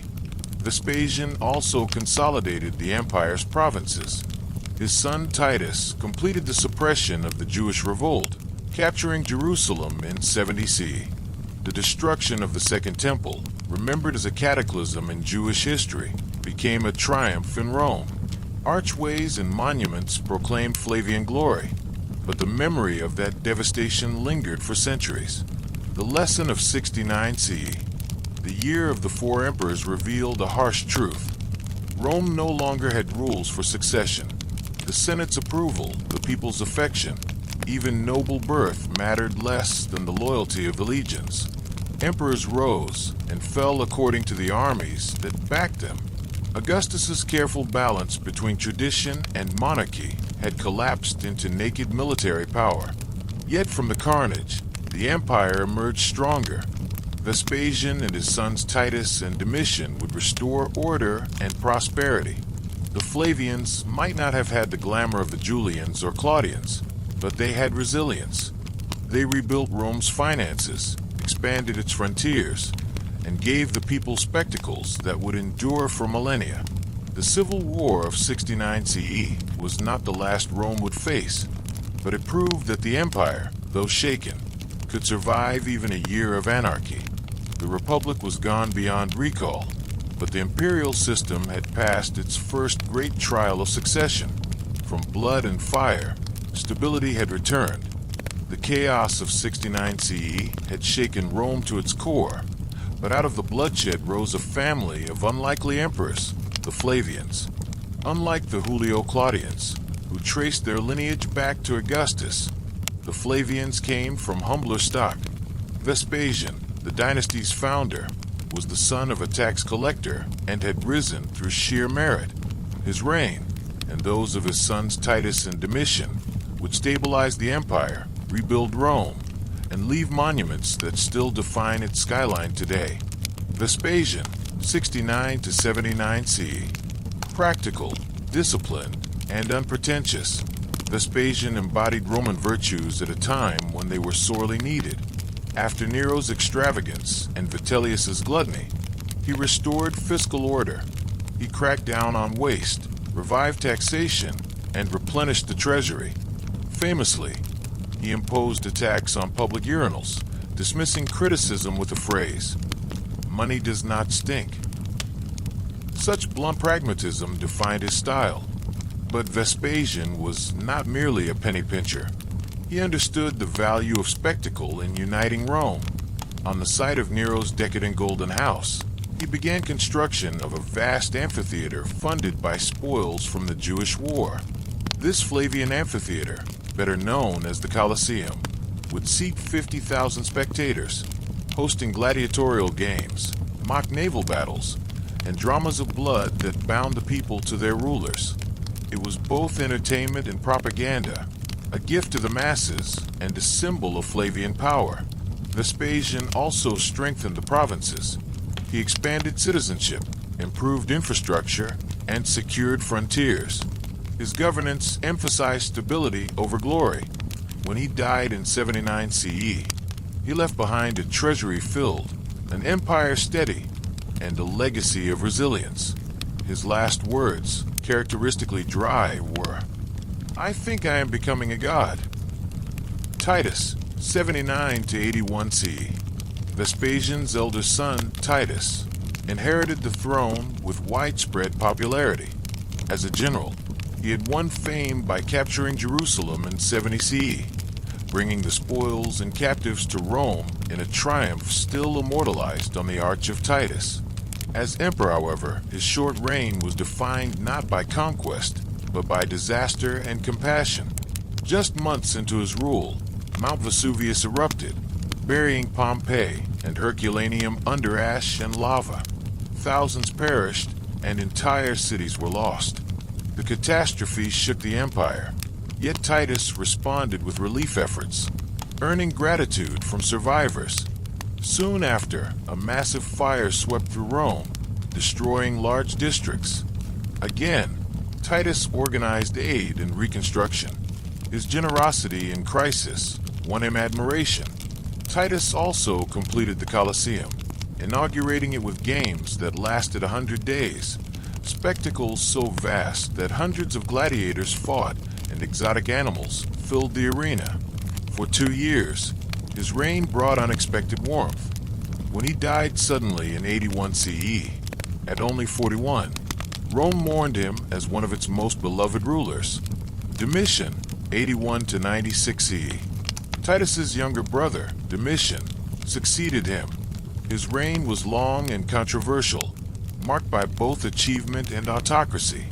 Unlike his father and brother, Domitian demanded open reverence, referring to himself as Dominus et Deus, Lord and God. He centralized authority, reduced the Senate's role, and relied heavily on the loyalty of the army and the Praetorian Guard. Domitian strengthened Rome's frontiers, building fortifications along the Rhine and Danube. He campaigned against Germanic tribes, claiming victories that secured the empire's borders. At home, he revalued currency, improved grain distribution, and invested in infrastructure. Many provinces prospered under his rule. Yet his style of governance bred resentment. He purged senators he distrusted, expanded treason trials, and ruled with suspicion. His insistence on divine honors alienated Rome's elite. By the 90 CE, conspiracy swirled. In 96 CE, court officials assassinated him in his palace. The Senate, long humiliated, swiftly condemned his memory, erasing his name from inscriptions, a damnatio memoriae meant to obliterate him from history. The Flavian legacy. Despite Domitian's fall, the Flavian dynasty left a profound mark. They restored Rome after civil war, stabilized its finances, and built monuments that defined imperial grandeur. The Colosseum, still standing after 2 millennia, was their gift and their symbol, an arena of both entertainment and domination. The Flavians proved that emperors did not need ancient bloodlines to rule. Competence, discipline, and military loyalty could secure power as effectively as noble descent. They had navigated disasters, volcanoes, fires, famine, and left the empire stronger. Yet they also highlighted the dangers of autocracy, as Domitian's paranoia reminded Rome that stability and tyranny often walked hand in hand. With Domitian dead, the Senate turned to an elder statesman, Nerva, whose adoption of the popular general Trajan would usher in a new golden age. The Flavians had restored order. Their successors would raise Rome to its greatest height. With Domitian gone, Rome faced a familiar problem: who would rule next? But instead of plunging into civil war, the empire entered one of its most stable and prosperous eras. From 96 to 180 CE, 5 rulers, Nerva, Trajan, Hadrian, Antoninus Pius, and Marcus Aurelius, guided Rome with wisdom, restraint, and foresight. Later historians, especially Edward Gibbon, would call them the 5 good emperors, and their collective reign became a golden age of the Roman Empire. Nerva, 96 to 98 CE. When Domitian was assassinated, the Senate moved quickly to restore balance. They appointed Nerva, an elderly, respected senator known for his moderation. His short reign was transitional but crucial. He eased tensions by ending treason trials, releasing political prisoners, and restoring property seized by Domitian. Yet his lack of military support left him vulnerable. Realizing this weakness, Nerva adopted a bold solution. He named Trajan, a popular and capable general, as his heir. This act of adoption set a precedent for choosing emperors based on merit rather than bloodline, a principle that would define this golden age. Nerva died peacefully in 98 CE, leaving the empire in the hands of a soldier statesman. Trajan, 98 to 117 CE. Trajan was everything Rome admired: a warrior, a builder, and a man of the people. Born in Spain, he was the first emperor from the provinces, proving that Rome's destiny was no longer tied only to Italy. His reign marked the empire's greatest territorial expansion. Trajan's most famous conquest was Dacia, modern Romania, rich in gold mines. The war was brutal, but victory brought immense wealth to Rome. His column of Trajan still stands in the city today, spiraling upward with carved scenes of this campaign, a monument to Roman military power. He also launched ambitious building projects. Trajan's Forum, Market, and the immense Basilica Ulpia transformed Rome into a city of marble grandeur. His social policies were equally impressive. Through the Alimenta program, he provided state-supported loans to landowners on the condition that a portion of the profits funded poor children's education and food. Trajan's later campaigns extended deep into Mesopotamia, but overreach strained resources. When he died in 117 CE, Rome had reached its largest size, stretching from Britain to the Persian Gulf. The Senate honored him with the title Optimus Princeps, the best ruler. Hadrian, 117 to 138 CE, where Trajan had expanded, Hadrian consolidated. A lover of Greek culture and philosophy, he believed Rome's empire had reached its natural limits. He abandoned distant conquests, preferring secure, defensible borders. In Britain, he ordered the construction of Hadrian's Wall, a 73-mile fortification that still stands as a symbol of Roman power at the edge of the known world. Hadrian traveled more widely than any emperor before him, inspecting legions, reorganizing provinces, and leaving behind new cities and monuments. His love for architecture transformed Rome. The rebuilt Pantheon, with its soaring dome, remains one of humanity's greatest engineering achievements. Philosophical and curious, Hadrian also nurtured arts and scholarship. Yet his reign was not without tragedy. The Jewish revolt of 132 to 135 CE, known as the Bar Kokhba Rebellion, devastated Judea. In its aftermath, Hadrian renamed the province Syria Palestina and banned Jewish practices, a wound that would echo for centuries. Antoninus Pius, 138 to 161 CE. Hadrian, childless, adopted Antoninus Pius with the condition that he in turn adopt Marcus Aurelius and Lucius Verus. Antoninus's reign was a study in peace. For 23 years, he governed without major wars, focusing instead on administration, law, and justice. He earned the name Pius for his devotion to duty, especially his care for Hadrian's memory, despite the Senate's hostility toward his predecessor. Under Antoninus, the empire prospered, trade flourished, cities grew, and Roman law was refined into a more humane system. He rarely left Italy, ruling from Rome with efficiency and fairness. His era was so calm that later generations would look back on it as the pinnacle of Rome's good fortune. Marcus Aurelius, 161 to 180 CE. The philosopher king, Marcus Aurelius, was the embodiment of Stoic wisdom. His meditations, written during military campaigns, remain a classic of philosophy, reflecting on duty, mortality, and virtue. But his reign was far from tranquil. Marcus ruled jointly with Lucius Verus at first, but plagues brought back from the east, the Antonine Plague, possibly smallpox, ravaged the empire, killing millions. Germanic tribes pressed on the Danube frontier, forcing Marcus to spend much of his reign in war camps. His writings, composed amidst these hardships, revealed a man who bore immense burdens with quiet strength. Yet Marcus made one fateful decision. Breaking with the tradition of adoption, he allowed his biological son, Commodus, to succeed him. This choice would end the Golden Age and plunge Rome into turmoil. The Golden Age defined. The reign of the 5 good emperors represented Rome at its best. Merit, not birth, guided succession.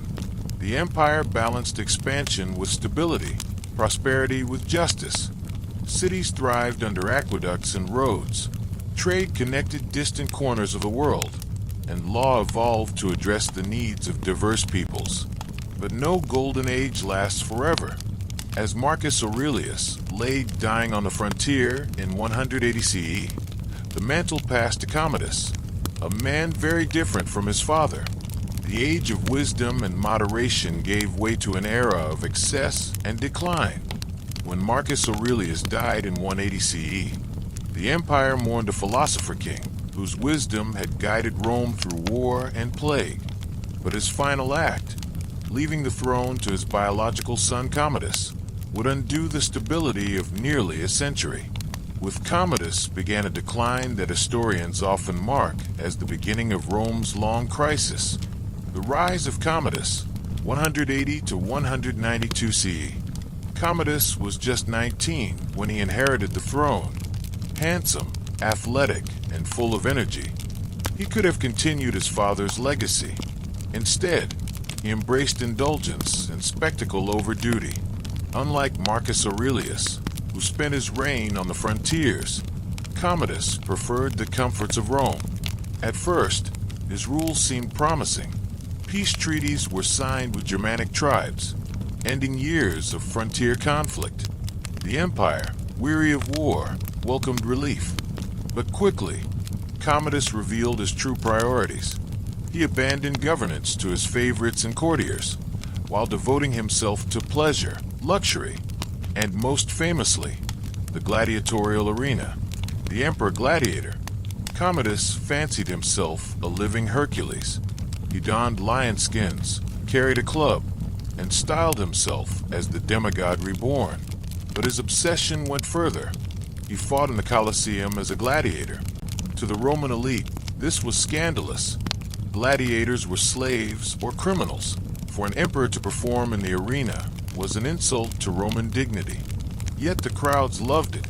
Commodus staged lavish games, slaying wild beasts with arrows and spears from the safety of platforms, or fighting opponents who dared not strike him.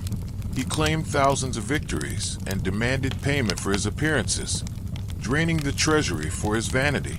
He renamed months after his own titles, styled Rome as Colonia Commodiana, the colony of Commodus, and ordered statues of himself as Hercules placed across the empire. What had once been Augustus's principate of modesty had become Commodus's cult of ego, corruption and paranoia. While Commodus amused himself, the business of empire rotted. Court favorites and freedmen enriched themselves through bribes and extortion. Provincial governors, unchecked, abused their power. The Senate, sidelined and insulted, seethed in resentment. Commodus's paranoia grew. He suspected conspiracies everywhere and unleashed purges on the aristocracy. Senators were executed, property confiscated, and enemies real or imagined eliminated. The Praetorian Guard, meant to protect the emperor, became a corrupt power broker, extracting wealth for loyalty. Assassination plots. Not surprisingly, plots against Commodus multiplied. In 182 CE, his own sister Lucilla conspired to have him killed, but the attempt failed. She and her allies were executed, while Commodus's cruelty deepened. Executions became common. Rome's most noble families feared the emperor as much as foreign enemies once feared Roman legions. As his reign dragged on, the empire's prestige eroded. Soldiers on the frontiers felt neglected. Senators despised him. Even the people, once entertained by his games, grew weary of the endless success. The fall of Commodus. By 192 CE, the emperor's erratic behavior terrified even his closest circle. On New Year's Eve, Commodus announced he would begin the year as both consul and gladiator, parading through Rome in the garb of Hercules. For the Senate and aristocracy, this humiliation was unbearable. A conspiracy formed within his household. His mistress, Marcia, poisoned his wine. When he vomited it up, a wrestler named Narcissus strangled him in his bath. Thus ended the reign of the gladiator emperor, not on the battlefield, but in a private assassination. The aftermath. With Commodus dead, the Senate rushed to restore dignity. They declared him a public enemy, condemned his memory, and erased his name from inscriptions. Statues of Commodus as Hercules were torn down or recarved. The Senate hoped to return to stability by elevating Pertinax, a respected general, as emperor. But Commodus's death marked more than the fall of a single ruler. His reign had exposed deep cracks in the imperial system, the corrupting power of the Praetorian Guard, the vulnerability of succession, and the fragility of senatorial dignity under autocracy. Rome had survived eccentric emperors before, but Commodus symbolized something new, a ruler so detached from responsibility that the empire itself seemed directionless. Worse still, his assassination set a dangerous precedent. If emperors could be killed by their own guards and servants, no ruler was safe. In the years that followed, the throne would be sold, seized, and fought over by rival generals. The age of stability, the Pax Romana, was truly over. A turning point. Historians debate whether Commodus alone caused Rome's decline, but his reign was a clear turning point. From Augustus through Marcus Aurelius, emperors had sought at least to balance personal ambition with public duty. Commodus shattered that balance. He ruled not as a statesman, but as a performer, a celebrity of blood and vanity. The empire he left behind was not yet doomed, but it was vulnerable. The next century would test Rome in ways unimaginable during its golden age. Civil wars, invasions, and plagues lay ahead. The reign of the gladiator had opened the door to crisis. When Commodus was strangled in his bath in 192 CE, Rome did not simply lose an emperor, it lost its stability. What followed was a century of chaos that nearly destroyed the empire. Between 235 and 284 CE, at least 26 emperors would rise and fall in violent succession. Some reigned only months before being murdered by soldiers. Civil wars, invasions, plagues, and economic collapse combined into what historians call the crisis of the 3rd century. For Rome, it was an age of near death. The year of the 5 emperors, 193 CE. After Commodus's death, the Senate appointed Pertinax, a seasoned general, as emperor. His efforts to restore discipline angered the Praetorian Guard, who murdered him after just 3 months. Then, in an act of unprecedented disgrace, the Praetorians auctioned the empire to the highest bidder. A wealthy senator, Didius Julianus, bought the throne like a piece of real estate. The provinces were outraged. Legions loyal to their commanders refused to recognize Julianus. Rival generals Septimius Severus, Pescennius Niger, and Clodius Albinus marched on Rome. Within a year, Julianus was executed, and Septimius Severus emerged victorious. The Severan dynasty stabilized the empire for a few decades, but their reliance on military power set a dangerous precedent. Emperors now ruled at the mercy of their armies. The Severan emperors, 193 to 235 CE. Septimius Severus was ruthless but effective. He expanded the army, raised soldiers' pay, and strengthened borders in Britain and the East. His famous advice to his sons was blunt: enrich the soldiers and scorn all others. But after his death in 211 CE, his sons Caracalla and Geta could not share power. Within months, Caracalla murdered Geta in their mother's arms. Brutal and paranoid, Caracalla massacred thousands of his brother's supporters. Yet he also issued a momentous decree, the Constitutio Antoniniana, granting Roman citizenship to all free men in the empire. While partly motivated by the desire to expand taxation, this act transformed Rome from a city-state ruling foreigners into a truly universal empire. Caracalla was assassinated in 217 CE. His successors, Macrinus, Elagabalus, and Alexander Severus, struggled to maintain order. When Alexander was killed by his own troops in 235 CE, the empire entered its deepest crisis. The Barracks Emperors, 235 to 284 CE. From 235 onward, generals rose and fell at dizzying speed. The army, not the Senate, chose emperors. Loyalty lasted only until the next defeat, or the next rival with more money. During this half-century, Rome faced disasters on every front. Germanic tribes poured across the Rhine and Danube. The Sassanid Persians replaced the Parthians in the east and crushed Roman armies, even capturing Emperor Valerian alive in 260 CE. An unthinkable humiliation. According to legend, the Persian king Shapur used Valerian as a human footstool before flaying him and stuffing his skin. At the same time, a devastating plague swept through the empire, killing millions and emptying fields and workshops. The economy collapsed. To pay soldiers, emperors debased the currency with cheap metal, sparking rampant inflation.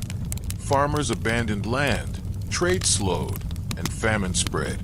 Fragmentation of the empire. The chaos became so severe that the empire literally broke apart. In the west, a Gallic empire emerged under Postumus, ruling Gaul, Spain, and Britain. In the east, Queen Zenobia of Palmyra seized Syria, Egypt, and much of Asia Minor, proclaiming independence. By the 270 CE, the once mighty Roman Empire seemed doomed. reduced to Italy and a few provinces still loyal to the central government. Moments of recovery. Yet even in this nightmare, capable leaders arose. Emperor Aurelian, 270 to 275 CE, nicknamed Restitutor Orbis, the restorer of the world, reunited the empire. He defeated the Palmyrene and Gallic breakaway states, restored borders, and built a massive wall around Rome itself, recognizing that even the capital was no longer safe from invasion. Still, assassination ended Aurelian's reign, as it had so many others. The empire lurched on in instability until the rise of Diocletian in 284 CE, whose radical reforms would rescue Rome from collapse. The cost of the crisis. The crisis of the 3rd century changed Rome forever. The Senate, once the empire's symbolic partner in governance, lost all real power. The army became kingmaker, but also the empire's greatest threat, elevating and murdering rulers at will. The economy, ravaged by inflation and war, never fully recovered. Cities shrank, trade networks withered, and the old rhythms of Pax Romana disappeared. Perhaps most striking, the dream of a unified, stable Rome seemed broken. For the first time, people across the empire could imagine a world without Rome at its center. A Rome still standing, and yet Rome survived.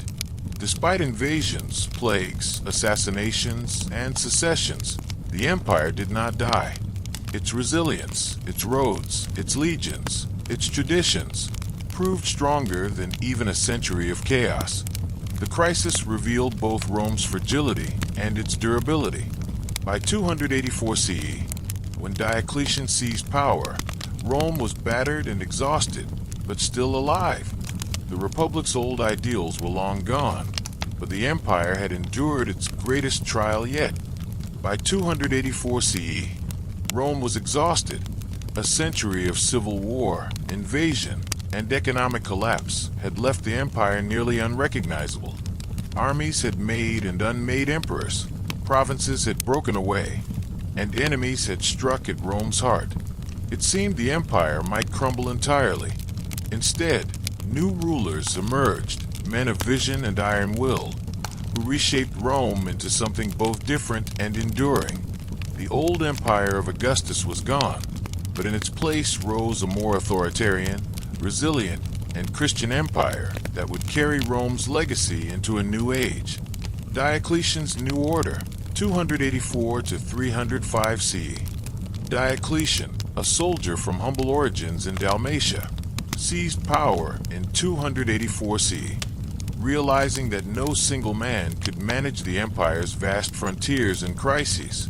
He introduced the Tetrarchy, rule by 4. He divided authority between 2 senior emperors, Augusti, and 2 junior emperors, Caesars, each governing different regions. This system stabilized succession and allowed rapid responses to threats. Diocletian also reformed administration.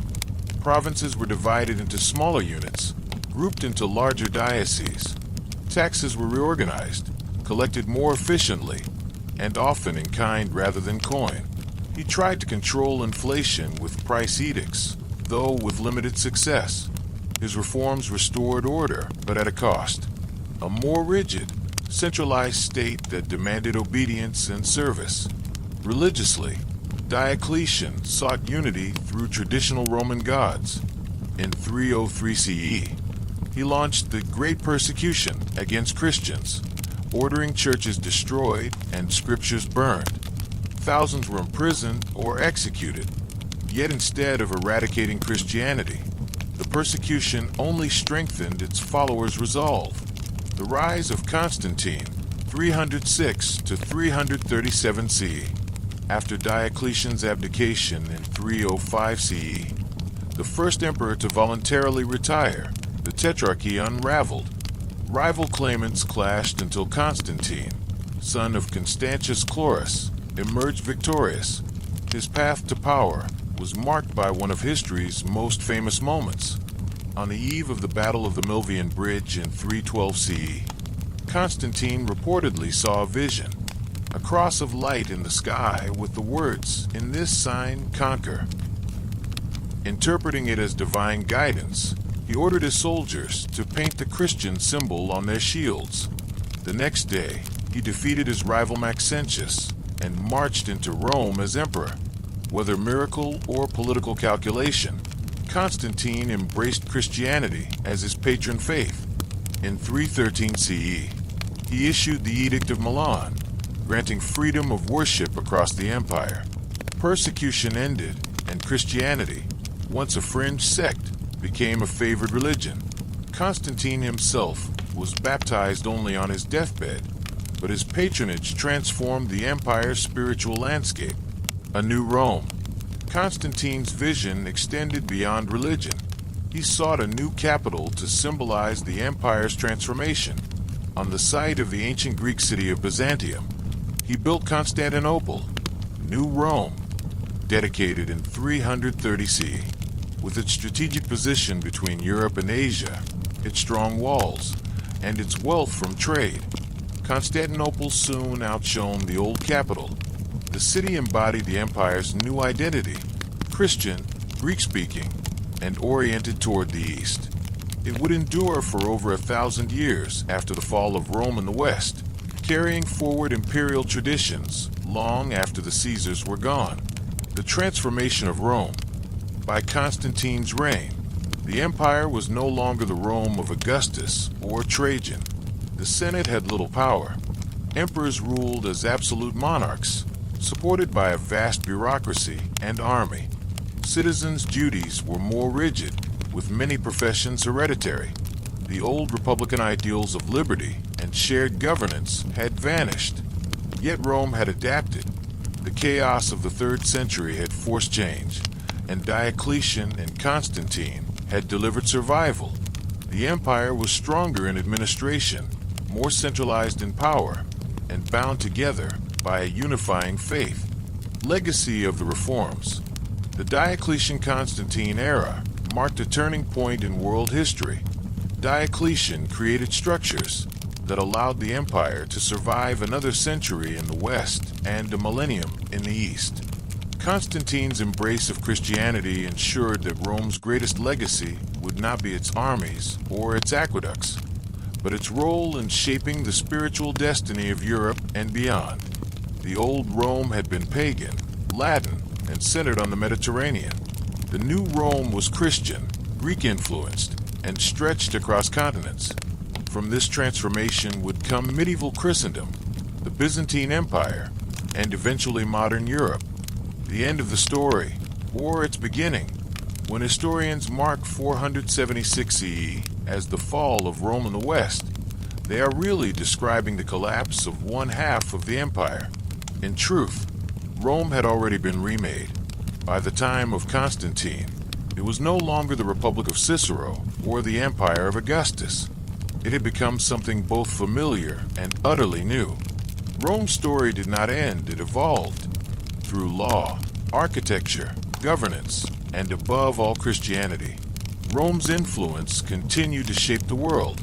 The empire's transformation under Diocletian and Constantine ensured that even as emperors and capitals changed, the idea of Rome endured. Eternal Rome. As Constantine gazed out over his shining new city on the Bosporus, he could not have known that Constantinople would outlast Rome itself, surviving until 1453 CE. Nor could Diocletian have imagined that the religion he tried to crush would one day cover half the globe. The empire born on the Palatine Hill in 753 BCE had traveled a long road, from kings to republic, from Augustus to Constantine, from the Tiber to the Bosporus. Its political form shifted, its gods changed, its borders rose and fell, but its essence, the ambition to endure, to adapt, to leave an eternal mark, never faded. Rome, in a sense, never truly died. It became us.